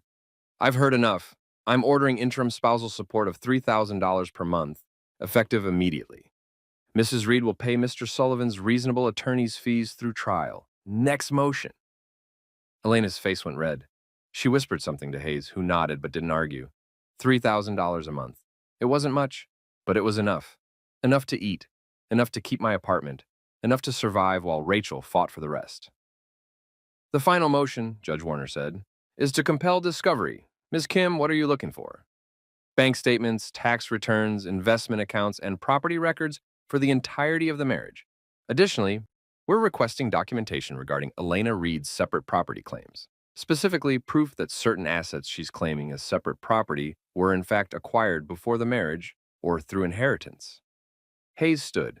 Your Honor, Mrs. Reed has already provided substantial financial documentation. This is a fishing expedition. Is your client refusing to produce documents? No, but then produce them. Within 30 days. Complete and unredacted. If I find that any documents have been withheld or altered, I will impose sanctions. Are we clear? Yes, Your Honor. Judge Warner looked at both attorneys. Anything else? Rachel glanced at me. I nodded. One more thing, Your Honor, Rachel said. We've become aware that Marcus Reed may have a history of violent behavior. We've been contacted by a previous partner of his who experienced similar assaults. We'd like to request permission to depose this witness as part of our case. The courtroom went very quiet. Hayes recovered quickly. Your Honor, whatever Mr. Reed may or may not have done in his previous relationships has no bearing on this divorce case. This is a transparent attempt to smear my client's husband. Your client's husband assaulted my client, Rachel said sharply, in front of this courthouse, with witnesses. That's not smear. That's fact. And if there's a pattern of this behavior, the court needs to know about it. Judge Warner considered. I'll allow limited discovery into Mr. Reed's history, focused specifically on any prior incidents of violence. Ms. Kim, you may depose the witness you mentioned, Mr. Hayes. If your client's husband wishes to rebut any allegations, he's free to offer his own testimony. Hayes looked like he wanted to argue, but he just nodded. We're adjourned, Judge Warner said, and brought her gavel down. Outside the courtroom, Rachel pulled me aside. That went better than I expected, she said. $3,000 a month in support, discovery compelled, and permission to investigate Marcus's past. We couldn't have asked for more. What happens now? Now we wait for the discovery, and I start preparing to depose Kay, and assuming she's still willing. Have you heard from her again? No, but I replied to her email, letting her know we'd like to talk. I'm waiting to hear back. Rachel nodded. Keep me posted. In the meantime, try to relax. take the win. Doesn't feel like a win. That's because you're still in the middle of it. But David? She smiled. We're ahead, way ahead. Elena's attorney knows it. The judge knows it. Even Elena knows it. You're going to get your fair share. I wanted to believe her, wanted to let myself hope. But hope felt dangerous, like something that could be taken away. Kay replied 2 days later. David, I'll talk. I'll testify. I'll do whatever it takes to make sure Marcus Reed doesn't hurt anyone else. When can we meet? I forwarded the email to Rachel. She set up a video call for that evening. Kay turned out to be Kara Mitchell, a software engineer in her mid-30s with dark hair and careful eyes. She looked nervous on the video call, but determined. Thank you for agreeing to speak with us, Rachel said, but I know this isn't easy. It's easier than staying silent, Kara said. I've regretted not reporting Marcus for 3 years. If I had, maybe David wouldn't have been hurt. That's not your fault, I said. What Marcus did is on him, not you. Kara smiled sadly. I appreciate you saying that, but I still feel responsible. Rachel walked Kara through what had happened. The relationship, the escalation, the night Marcus had choked her. It was like listening to my own story. Same pattern, same threats, same terror. Did you ever file a police report? Rachel asked. No, I was afraid. Marcus knew where I worked, where I lived. He had connections. I thought if I just disappeared, if I cut all contact, he'd leave me alone. And did he? Eventually, but for months, I'd get these anonymous calls, messages telling me I was worthless, that I'd made a mistake leaving him, that I'd regret it. She paused. Then he met Elena and the messages stopped. I guess he found someone new to control. Rachel and I exchanged a look. Kara, Rachel said carefully, would you be willing to provide a sworn statement about what Marcus did to you and potentially testify in court if needed? Kara took a breath. Yes, whatever you need. It won't be pleasant. Elena's attorney will try to discredit you. They'll claim you have ulterior motives, that you're lying, that... I don't care, Kara interrupted. I've kept this secret for 3 years. I'm done protecting him. After the call, Rachel turned to me. This is the break we needed, she said. Pattern evidence like this is incredibly powerful. It shows that Marcus's assault on you wasn't an isolated incident. It was consistent with his character. Will the judge allow it in the divorce case? She already said she would. And even if she limits it, the fact that it exists will influence how she sees the case overall. Judges are human. They remember things. What about Elena? Does she know about Kara? I don't know, but she's about to find out. The discovery documents arrived in 3 boxes. Rachel had them delivered to her office, and I met her there to go through them.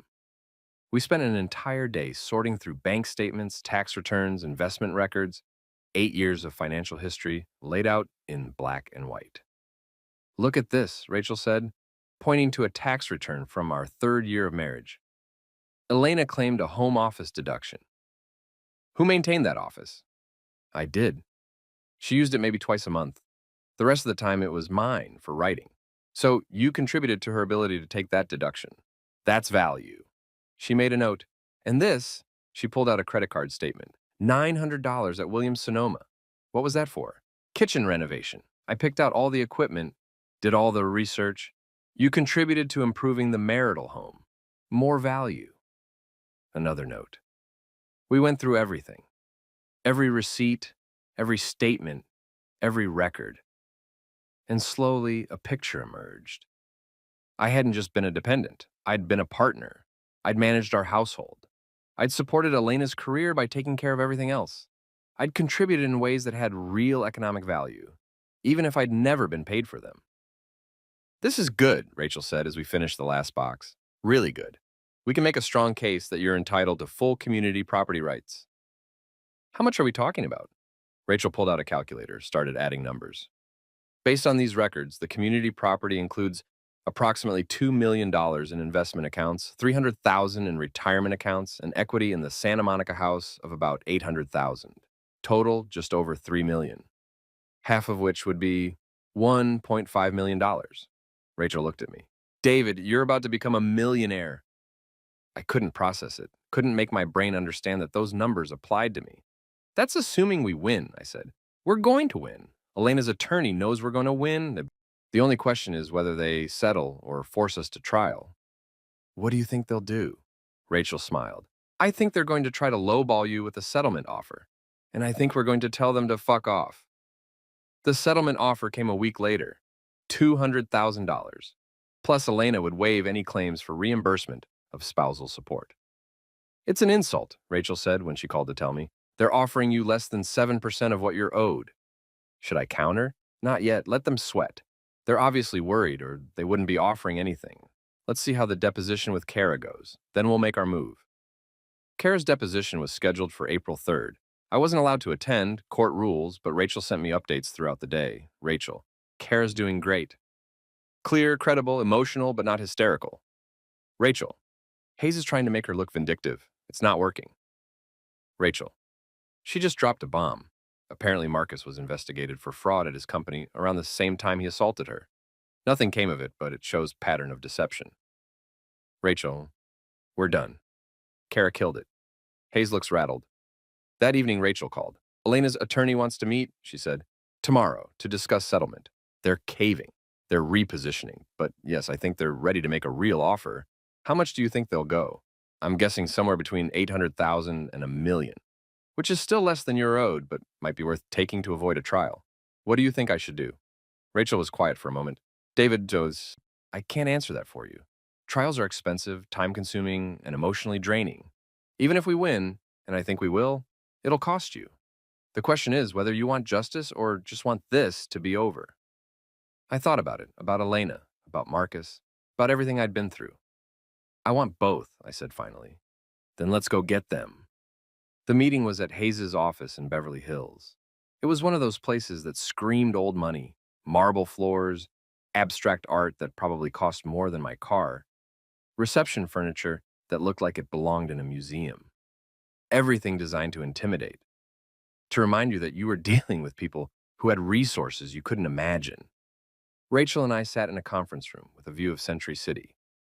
Hayes arrived a few minutes later, followed by Elena. She looked tired, thinner than I remembered.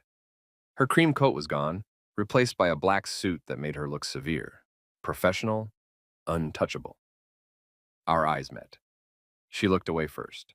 Thank you for coming, Hayes said, settling into his chair. I think we can all agree that this case has become more complicated than anyone anticipated. In the interest of resolving things efficiently, Mrs. Reed has authorized me to make a settlement offer. We're listening, Rachel said. Hayes pulled out a document, slid it across the table. $1 million, paid in a lump sum within 30 days of executing the settlement agreement.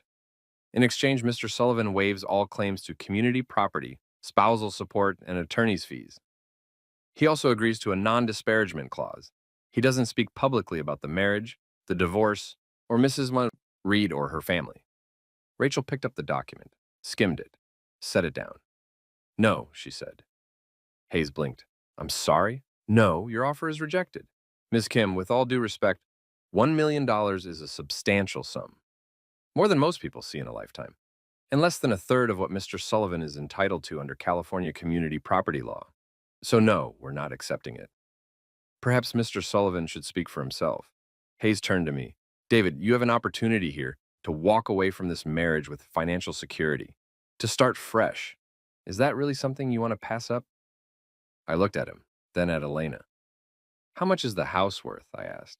Elena frowned. The Santa Monica house? Yeah, I don't see how that's relevant. It's worth about $2 million, right? Maybe more, given the market. Something like that. And the equity, the amount we actually own after the mortgage, is around $800,000. Again, I don't see. Half of that equity is mine, I continued. $400,000. And that's just the house. There's the investment accounts, the retirement savings, the cars.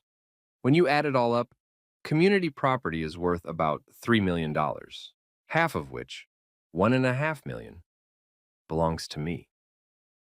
You contributed nothing to. I contributed 8 years. My voice was steady, calm.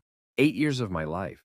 8 years of managing our home, supporting your career, sacrificing my own ambitions because you asked me to. 8 years of being told I mattered, that we were partners, that we were building something together. And now you want to pretend that was worth nothing? That I deserve a fraction of what the law says is mine? David Sitton, Elena started. No, you don't get to David me. You don't get to make this personal. This is business. You taught me that, remember? Everything's a transaction. Everything has a price. Well, the price of 8 years of my life is $1.5 million. That's what California law says I'm owed. So that's what I'm taking. Silence. Hayes cleared his throat. Mr. Sullivan, I understand you're emotional. I'm not emotional. I'm clear. For the first time in months, maybe years, I'm completely clear. I know what I'm worth, and I know what I'm owed. So here's my counteroffer. $1.5 million. Plus, Elena pays my attorney's fees. Plus, she agrees to a mutual non-disparagement clause. Neither of us speaks publicly about the marriage. That's out of the question. Then we'll see you in court. I stood. Come on, Rachel. We're done here. Rachel smiled, gathered her papers. For the record, Mr. Hayes, we're also filing a motion to add Marcus Reed as a party to the divorce proceedings. We believe his interference with the case, including his assault on my client, constitutes tortious conduct that warrants separate liability. We'll be seeking damages in addition to the community property division. Hayes's face went white. You can't. We can, and we will. You'll have the motion by end of business tomorrow. Rachel turned to Elena. I suggest you think very carefully about whether you want your husband's history of violence aired in open court. Because if this goes to trial, that's exactly what's going to happen. We walked out. In the elevator, I started shaking. Did I just do that? I asked. Did I just stand up to them? Rachel laughed. You absolutely did, and you were magnificent. I thought I was going to throw up. But you didn't.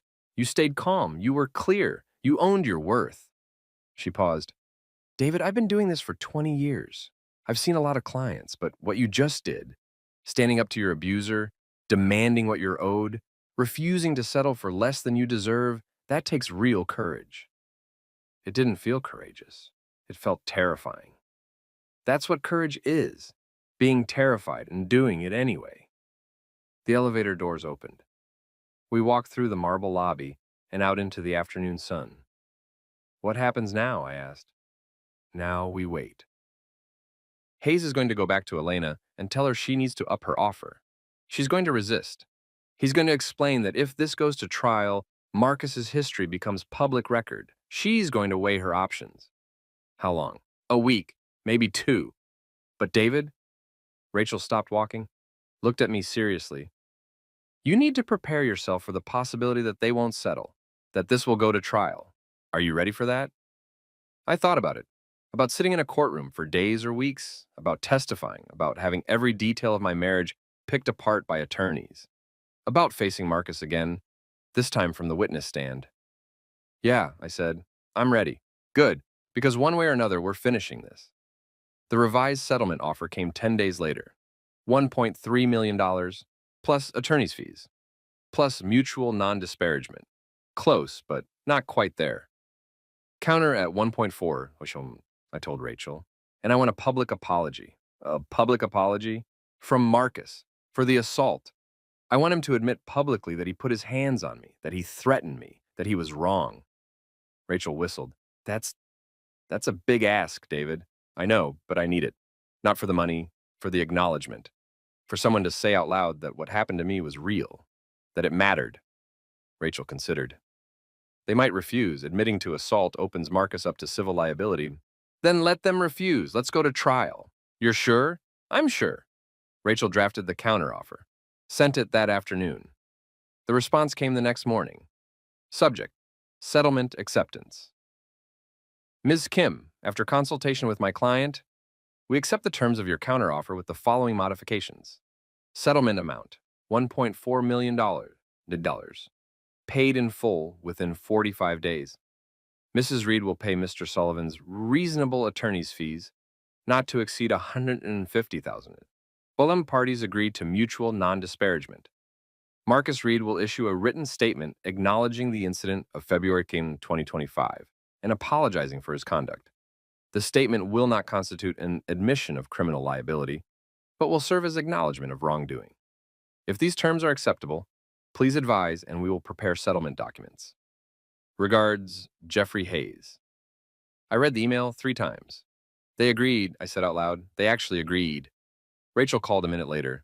Are you sitting down? I'm reading the email. So you know, we won. David, we won. You're getting almost everything you asked for. Why did they cave? Because they did the math. Trial would cost them more than 1.4 million, not just in legal fees, but in reputation damage. Marcus's history coming out, Elena having to testify about the marriage, all of it getting covered by media who are already following your story after the gate went viral. They decided this was the cheaper option. And the apology? Marcus Reed is going to publicly admit he assaulted you. In writing. That's huge, David. That's vindication. I sat down. My legs had stopped working. What happens now? Now we review the settlement documents, make sure everything is accurate, and you sign. Then it's over. You're free. Free. The word felt foreign. Unreal. I'd been fighting for so long, first to save my marriage, then to survive my divorce, that I'd forgotten what anything else felt like. When can I sign? Hayes said that Halah's documents will be ready in a week. I'll review them first to make sure there are no surprises. But David, start thinking about what comes next. What you want to do with your life. Because you're about to have options you didn't have before. After we hung up, I sat in my apartment for a long time. Just sitting, just breathing, just existing in the knowledge that it was almost over. Then I opened my laptop and started writing. Marcus Reed's statement was published on April 28th. It was brief, lawyered to death, but it was there. Statement from Marcus Reed. On February 14th, 2025, I had an altercation with David Sullivan outside the Los Angeles County Superior Court. During this altercation, I made physical contact with Mr. Sullivan in a manner that was inappropriate and unacceptable. I also made statements that were threatening and demeaning. I deeply regret my actions. There is no excuse for violence, regardless of the circumstances. I have apologized privately to Mr. Sullivan, and I do so again publicly. I am committed to addressing my behavior through counseling and ensuring that nothing like this happens again. I hope Mr. Sullivan can accept my apology and that we can all move forward. It wasn't perfect. It was sanitized, corporate, designed to minimize liability while providing just enough admission to satisfy the settlement. But it was something. It was Marcus Reed admitting on the record that he'd put his hands on me, that he'd been wrong, that what happened was real. The settlement transferred to my account 2 weeks later, $1.4 million plus $147,000 in attorney's fees that Rachel had billed. I stared at the number on my screen, all those zeros. Enough money to buy a house, to support myself while I wrote, to never have to worry about rent or groceries or whether I'd be able to afford therapy. Enough money to be free. Rachel called to congratulate me. So, how does it feel to be independently wealthy? Surreal, I admitted. I keep expecting someone to tell me it's a mistake, that I have to give it back. It's not a mistake. You earned every cent. She paused. So, what's next? Are you staying in LA? I don't know yet. I'm thinking maybe I'll travel for a while. Europe, maybe. Somewhere I can write without ghosts. That sounds healthy. Just promise me you'll take care of yourself. And David? Yeah? I'm really proud of you, what you did, standing up for yourself. Fighting for what you deserved, that's not easy. Most people would have given up, but you didn't. I had a good lawyer. You had courage. I just gave you the tools to use it. After we hung up, I looked around my apartment, at the secondhand furniture and the water-stained ceiling and the window that didn't quite close all the way. I'd lived here for 6 months. 6 months of surviving. 6 months of rebuilding myself from the ruins of my marriage. But I didn't need to stay anymore. I called a realtor the next day, started looking at houses, nothing extravagant, just a small place with a good office where I could write, somewhere quiet, somewhere mine. I found it in Silver Lake, a craftsman bungalow with hardwood floors and a yard full of fruit trees. It needed work. The kitchen was original, 1920s. The bathroom needed updating, but it was perfect. I made an offer. It was accepted.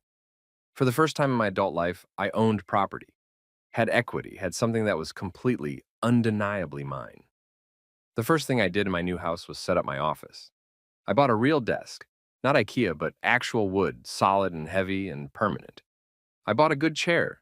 I hung my diplomas on the wall along with the framed first page of my manuscript. Then I sat down and opened my laptop. The novel was still there. 70,000 words about a man being gaslit by his wife. I read through it and realized that I didn't want to finish it anymore. That story belonged to someone else, to the man I'd been before the divorce, before the courthouse steps, before I'd learned that I was stronger than I thought, that I deserved more than I'd been willing to accept. So I opened a new document, and I started writing something new. Not about my marriage, not about Elena or Marcus or any of it. A story about a man who loses everything and has to rebuild himself from nothing, who discovers that rock bottom is actually a foundation, that you can't build a life on someone else's approval, but you can build one on your own worth. It poured out of me. 10,000 words in 3 days, 20,000 in a week. The story took shape, not quite memoir, not quite fiction, but something in between, something true in the ways that mattered. I wrote about shame and survival, about the particular loneliness of being told you're nothing by someone who once promised you were everything, about the violence of silence, how watching someone hurt you and doing nothing is its own form of cruelty. But I also wrote about recovery, about the small daily acts of choosing yourself, about learning to recognize your own voice again after years of having it drowned out. I called it The Weight of Ghosts. 2 months after the settlement, I got an email from one of the agents who'd reached out after The Gate was published. David, I know it's been a while since we last spoke. I wanted to follow up and see if you were working on anything new. Your essay stayed with me. The raw honesty, the courage to be vulnerable while still maintaining dignity. That's rare. If you have a manuscript or even a partial, I'd love to see it. Best, Morgan Chen's Sterling Literary Agency. I stared at the email for a long time, and then I attached the first 50 pages of The Weight of Ghosts and hit send. Morgan responded within 2 hours, I need the rest. When can you send it? The rest wasn't finished yet. I was only halfway through, but I told her I could have a complete draft in 6 weeks. I made that deadline with 2 days to spare. Morgan called me the day after I sent the manuscript. David, she said, this is extraordinary. It's not quite memoir, not quite self-help, not quite fiction. It's all three and none of them. It's something I've never seen before. Is that good or bad? It's incredible. I want to represent this. I want to sell this. And I think I can get you a very good deal. How good? Let me make some calls. I'll get back to you in a few days. Those few days turned out to be 48 hours. Morgan called on a Friday afternoon. I have 3 publishers interested. They all want to make offers. But there's one in particular, Beacon Press. They're offering $250,000 for a 2-book deal. First book is The Weight of Ghosts. Second book is whatever you want to write next. I couldn't speak. David, are you there? Did you just say $250,000? I did, and I think I can get them higher if you're willing to wait.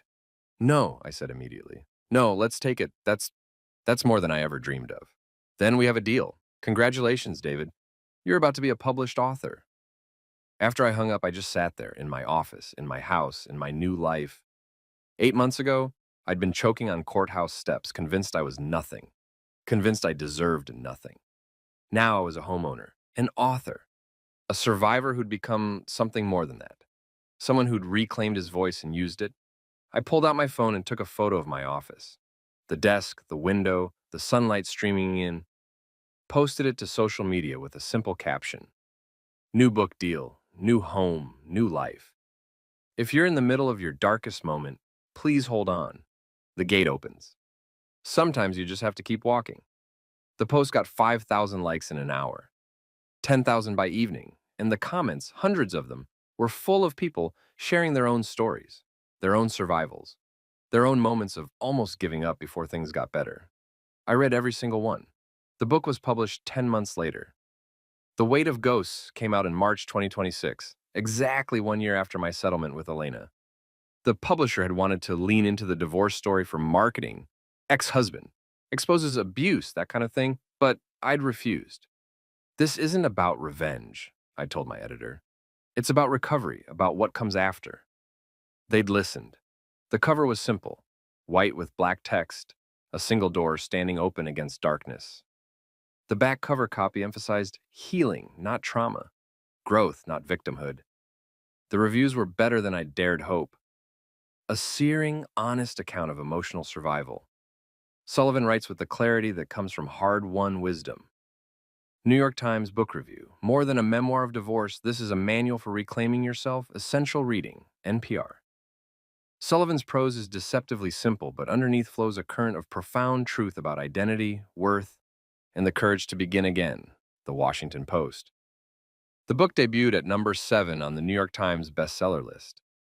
By week 2, it had climbed to number 3. By week 4, it hit number 1. I was on NP and on morning talk shows, doing readings at bookstores where people lined up around the block. And everywhere I went, people came up to me afterward, quietly, sometimes crying, always with the same story. I thought I was alone. I thought it was just me. Thank you for showing me it wasn't. Men, mostly. Men who'd been abused by partners, who'd been told they were weak for not fighting back, who'd been ridiculed for seeking help. But women, too, women who saw their own experiences reflected in mine, who understood that emotional abuse didn't discriminate by gender. Each conversation reminded me why I'd written the book. Not for revenge, not for money, but because silence protects abusers. Because shame thrives in darkness. Because someone needed to say out loud, "This happens. This is real. You are not crazy."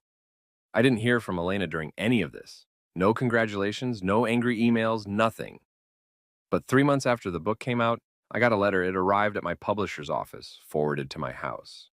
Cream-colored envelope, expensive stationery. Her handwriting, that distinctive, flowing script I'd once found beautiful. I almost threw it away without opening it.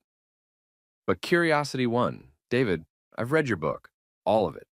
I want you to know that I'm sorry. Not for the divorce, not for moving on, but for how it happened.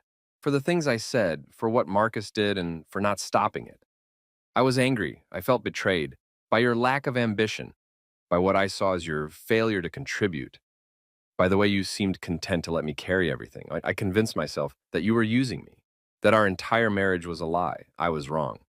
Reading your book, seeing our life together through your eyes, I realized how much I'd rewritten history to justify leaving. How much I'd minimized your contributions because they weren't financial. How much I'd let my own fears and insecurities blind me to the partnership we actually had. I'm not asking for forgiveness. I don't deserve it. I'm just asking you to know that I see it now. I see what I did to you. I see what I let Marcus do. I see how wrong I was. I hope you're happy, David. I hope you've found the peace you deserve. I'm getting help. Therapy. Real therapy. Not just the kind where you complain about your problems for an hour. I'm trying to understand why I needed to destroy you to feel powerful. Why I let Marcus's violence towards you feel like validation rather than horror. It's not an excuse, but it's a start. I'm also divorcing Marcus. The marriage was a mistake. One I made because I was running from you, from us, from my own guilt. He showed me who he really was within 6 months. I just didn't want to admit I'd been wrong, again. You were right about everything, about community property, about deserving respect, about being more than I gave you credit for. I'm sorry I couldn't see it until it was too late. I'm not asking you to respond to this. I'm not asking for anything. I just wanted you to know. Be well, Elena. I read the letter 3 times, felt a complicated tangle of emotions, vindication, sadness, anger, and something that might have been pity. She was divorcing Marcus. She was in therapy. She was sorry. Good. But it didn't change anything. Didn't erase the courthouse steps or the months of being told I was worthless. Didn't undo the damage. I thought about responding. Thought about what I might say. Thank you for the apology. I hope therapy helps you. I'm glad you finally see the truth. Go fuck yourself. In the end, I didn't respond at all. Because Elena didn't need my forgiveness to move forward. And I didn't need to give it. Some doors, once closed, should stay closed. I folded the letter, put it in a drawer, went back to work on my second book. The second book was fiction. Completely, unapologetically fiction. No trauma, no divorce, no hidden memoir elements. Just a story I wanted to tell. A thriller about a woman who discovers her husband has been living a double life and her methodical, elegant plan to expose him without destroying herself in the process. It was fun to write, lighter than The Weight of Ghosts. Still serious, still emotionally complex, but without the weight of lived experience pressing down on every word. My editor loved it. "This is going to surprise people," she said. "They're going to expect Trauma Memoir Part 2, and you're giving them a propulsive thriller. It's bold." "I don't want to be the divorce guy forever," I said. "That was one chapter of my life. I have other stories to tell." "Good, tell them." The second book, The Exit Strategy, came out a year later. It hit #2 on the bestseller list and was optioned for a limited series by HBO. Suddenly, I was that guy, the author, the success story, the man who'd survived abuse and come out stronger. People asked me to speak at conferences, to write op-eds about domestic violence, to advocate for policy changes. I said yes to some of it, no to most, because while my story mattered, I didn't want it to be my entire identity. I was more than what had been done to me, more than my survival. I was a writer, a homeowner, a man with a life that belonged to him. That was enough. 2 years after the settlement, I was invited to speak at a domestic violence conference in San Francisco. The organizers wanted me to talk about my experience, about how I'd survived, about what I'd learned. I almost said no. I'd been saying no to these invitations more and more lately, wanting to move forward rather than constantly revisiting the past. But the organizer mentioned that Kara Mitchell would be there too, speaking on a different panel, and I realized I'd never actually met her in person, never thanked her face to face for her courage in coming forward. So I said yes. The conference was held at a hotel near Union Square. My panel was called Male Survivors, Breaking the Silence. There were 4 of us, men who'd experienced intimate partner violence and were willing to talk about it publicly. I was the only one who'd written a book. The others were activists, counselors, survivors who'd turned their pain into purpose. We talked for 90 minutes, answered questions from the audience, heard story after story of people, mostly men, but some women too, who'd never told anyone what had happened to them, who'd carried shame for years, who'd been told they were lying or weak or that what happened to them wasn't that bad. After the panel, people lined up to talk to us, to shake our hands, to cry. An older man, 70s maybe, came up to me. "My son," he said, "he was in a relationship like yours.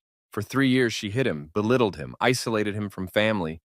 When he finally left, she told everyone he was the abuser.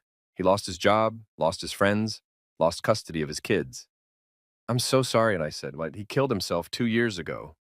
The man's voice broke. He couldn't handle the shame, couldn't handle everyone believing her instead of him. I tried to tell him it wasn't his fault, but he couldn't finish. I hugged him, this stranger, this grieving father. And we stood there in the middle of that conference hall, both of us crying, both of us understanding that some stories don't have happy endings, that survival isn't guaranteed, that shame can kill as surely as any weapon. "I'm writing about him," the father said when we finally pulled apart. "A book about what happened, about how the system failed him, about how we need to do better." "Good," I said. "Please, tell his story. He deserves to be remembered." After he left, I went to find Kara. She was at the hotel bar, nursing a glass of wine and looking exhausted. "David," she said when she saw me. Stood, smiled. "I was hoping I'd run into you." We hugged. "Thank you," I said, "for everything, for speaking up, for testifying. I don't think I would have won without you." "You would have," she said, "but I'm glad I could help." She gestured to the empty stool next to her. "Buy you a drink?" We talked for an hour about the conference, about her life now, about whether doing this work, constantly revisiting trauma, was healthy or self-destructive. "Some days I'm not sure," she admitted, "and some days I feel like I'm making a difference. Other days I feel like I'm just picking at a wound that won't heal." "Yeah," I said, "I get that. Do you ever regret it? Writing the book? Going public?" I thought about the loss of privacy, about the people who'd called me a liar or accused me of exaggerating or insisted that I was just bitter. "No," I said finally. "I don't regret it because for every person who thinks I'm full of shit, there are 10 who needed to hear that they're not alone. And that matters more." Kara smiled. "Good answer." We talked until the bar closed, exchanged numbers, promised to stay in touch. As I walked back to my hotel room, I thought about that grieving father, about his son who hadn't survived, about how easily that could have been me. And I felt the weight of responsibility, the obligation to keep speaking, to keep writing, to keep being visible. Not because I wanted to, but because some people didn't get the chance. 5 years after the divorce, I went back to the courthouse. Not for a hearing, not for a settlement conference, just to visit. I parked in the same lot, walked up the same rain-slick steps. It was February again, the sky gray and threatening, stood at the gate where Marcus had put his hands on me. The iron railing was still there, cold and solid and unchanged, but I was different. I didn't feel small anymore. Didn't feel like something that could be broken. I felt like someone who'd survived, who'd rebuilt, who'd taken the worst moment of his life and transformed it into something that helped other people. A security guard, a different one than that day, walked past, nodded. Help you with something, sir? No, I said, just remembering. He looked at me more closely. Recognition dawned.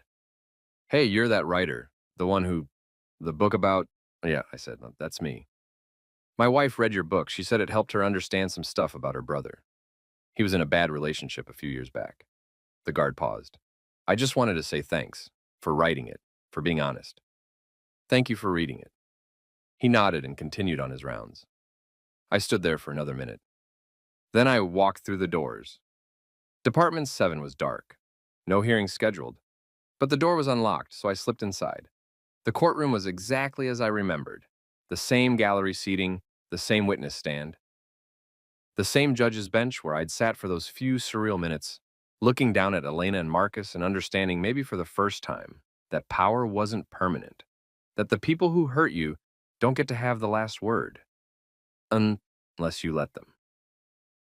I sat in the gallery, right where I'd sat 5 years ago, closed my eyes, and I forgave myself for staying too long, for believing Elena when she said I was worthless, for not fighting back when Marcus choked me, for all the ways I'd blamed myself for what had happened.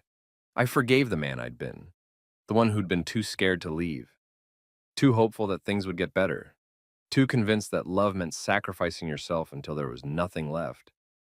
That man had been doing his best, had been surviving, had been worthy of protection and kindness. Even if he hadn't known it at the time, I forgave him, and in forgiving him, I let him go. I left the courthouse feeling lighter, drove home, not to the studio in Koreatown, but to the house in Silver Lake, the one with the office and the fruit trees and the life I'd built with my own hands. There was a package on the porch, large, flat, wrapped in brown paper. I brought it inside, opened it. It was a framed letter, and not just any letter, the letter from Judge Warner, written a month after my settlement, which I'd forgotten I'd asked her office for. Dear Mr. Sullivan, I wanted to take a moment to write to you directly, outside the formality of the courtroom. In my 16 years on the bench, I've seen thousands of divorce cases. Most of them are sad. Many are bitter. But few have stayed with me the way yours has. What you experienced, the assault, the intimidation, the systematic effort to diminish your worth is unconscionable. But what you did in response is extraordinary. You stood up. You told the truth. You refused to accept less than you deserved.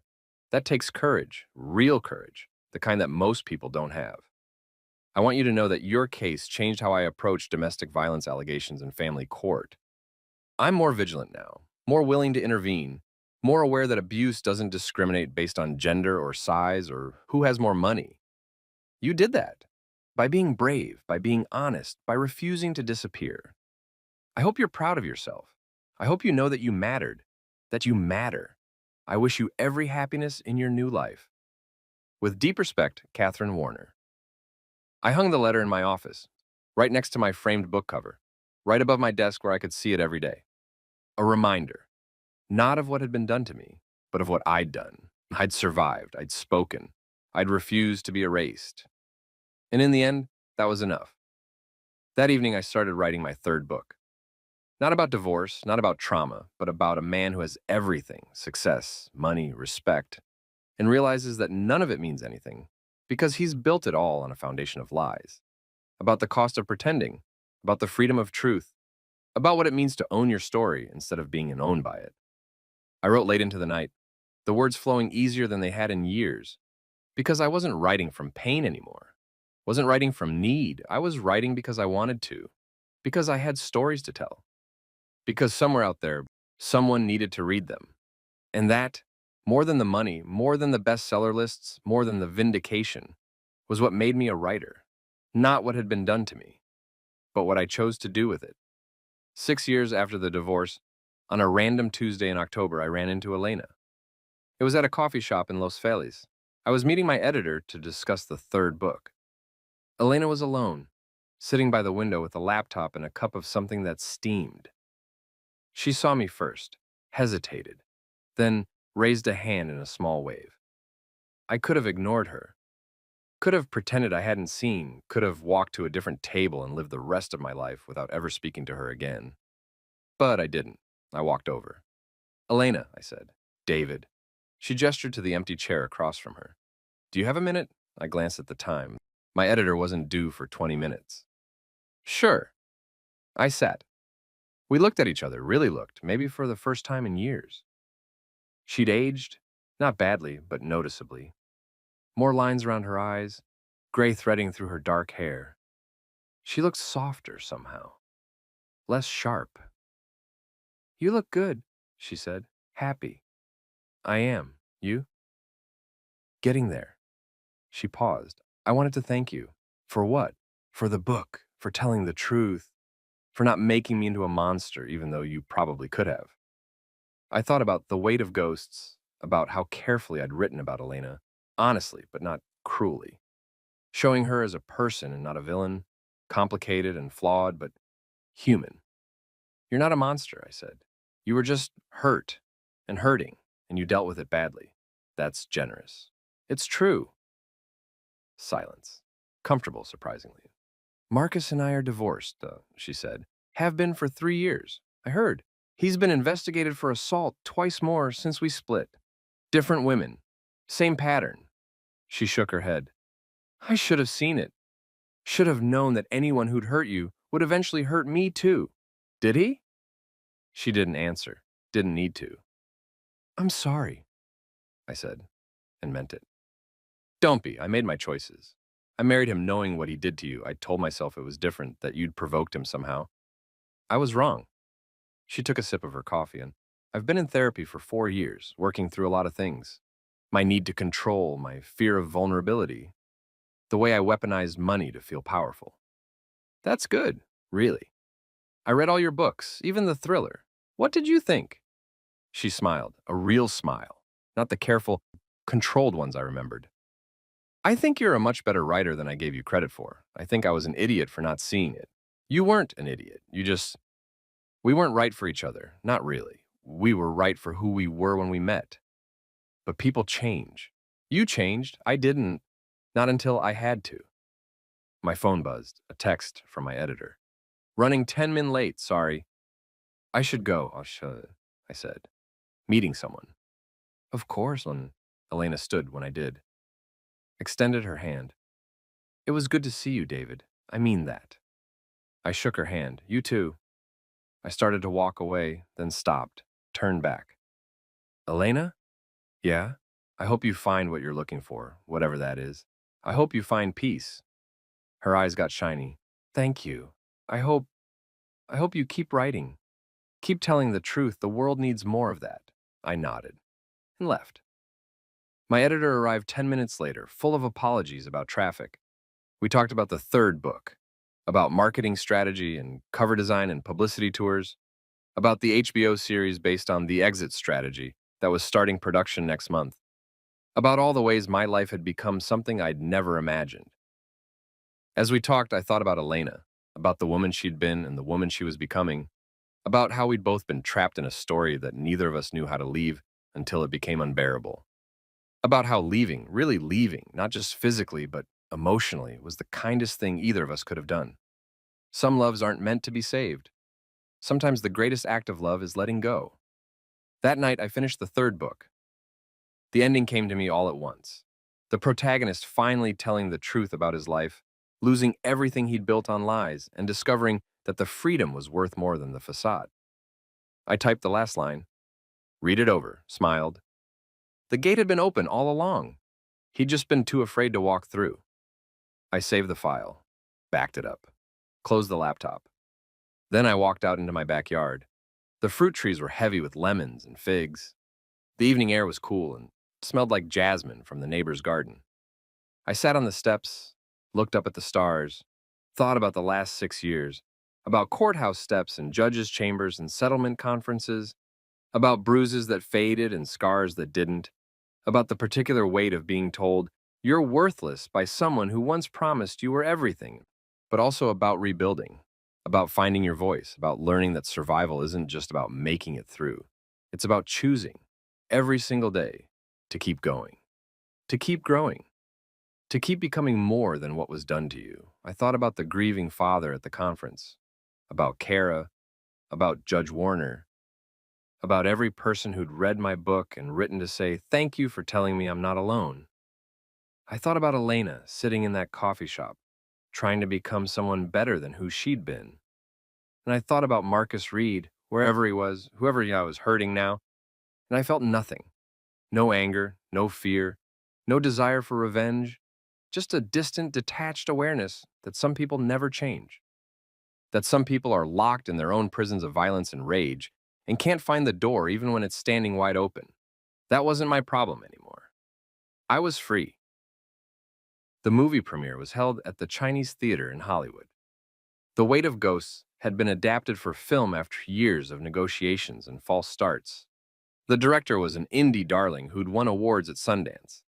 The lead actor was someone I'd never heard of before casting, but who'd completely disappeared into the role. I'd been nervous about seeing my life on screen, about whether they'd get it right, about whether it would feel exploitative or reductive or like trauma porn. But watching it, sitting in that dark theater with hundreds of people, I realized they'd understood. They'd captured not just the facts, but the feeling, the slow erosion of self-worth, the moment of crisis, the hard, unglamorous work of rebuilding. The courthouse scene was different from how it had actually happened. More dramatic, with music swelling and camera angles that emphasizes the power dynamic. But the emotional truth was there. When Marcus choked the protagonist on screen, I heard gasps from the audience. Someone behind me started crying. When the judge intervened, when she protected the protagonist and held Marcus accountable, the theater erupted in applause. It was cathartic. Watching my story become something bigger than me. Watching it become a story about survival that anyone could relate to, regardless of their circumstances. After the premiere, there was a party. Industry people, journalists, fans who'd won tickets through a contest. I made my rounds, shook hands, answered questions about how it felt to see my life adapted, whether the film was accurate, what I hoped audiences would take away from it. And then, in a quiet corner near the bar, I saw him. Marcus Reed. He was older, grayer, still big, still imposing, but diminished somehow. Like he'd shrunk inside himself. He was with a woman. Young, pretty, looking uncomfortable. His hand was on her lower back. That same proprietary gesture, our eyes met across the room. I waited for the fear, for the tightness in my throat, for the visceral memory of his hands around my neck. Nothing came. He was just a man, a violent, damaged man who hurt people because he didn't know how not to. But he wasn't a monster. He wasn't invincible. He was just someone I used to know. Someone whose story had intersected with mine for a brief, terrible moment, and then diverged. I looked away first, not because I was afraid, but because he wasn't worth my attention. I found my way to the balcony. The Los Angeles sprawled out below, lights stretching to the horizon. My phone buzzed. A text from Kara. Saw photos from the premiere. You looked good. Happy. Proud of you. I smiled, typed back. Thanks, couldn't have done any of this without you. You could have, but I'm glad I could help. Keep changing the world, David. I stood there for a while, just breathing, just existing, just being grateful for survival, for second chances, for the strange, winding path that had led me from courthouse steps to movie premieres, from choking to breathing to finally being free. Behind me, the party continued. Music and laughter and the buzz of people celebrating something I'd created from my pain. Ahead of me, the city glittered, full of possibility, full of stories yet to be told. I took a breath, and I walked back inside,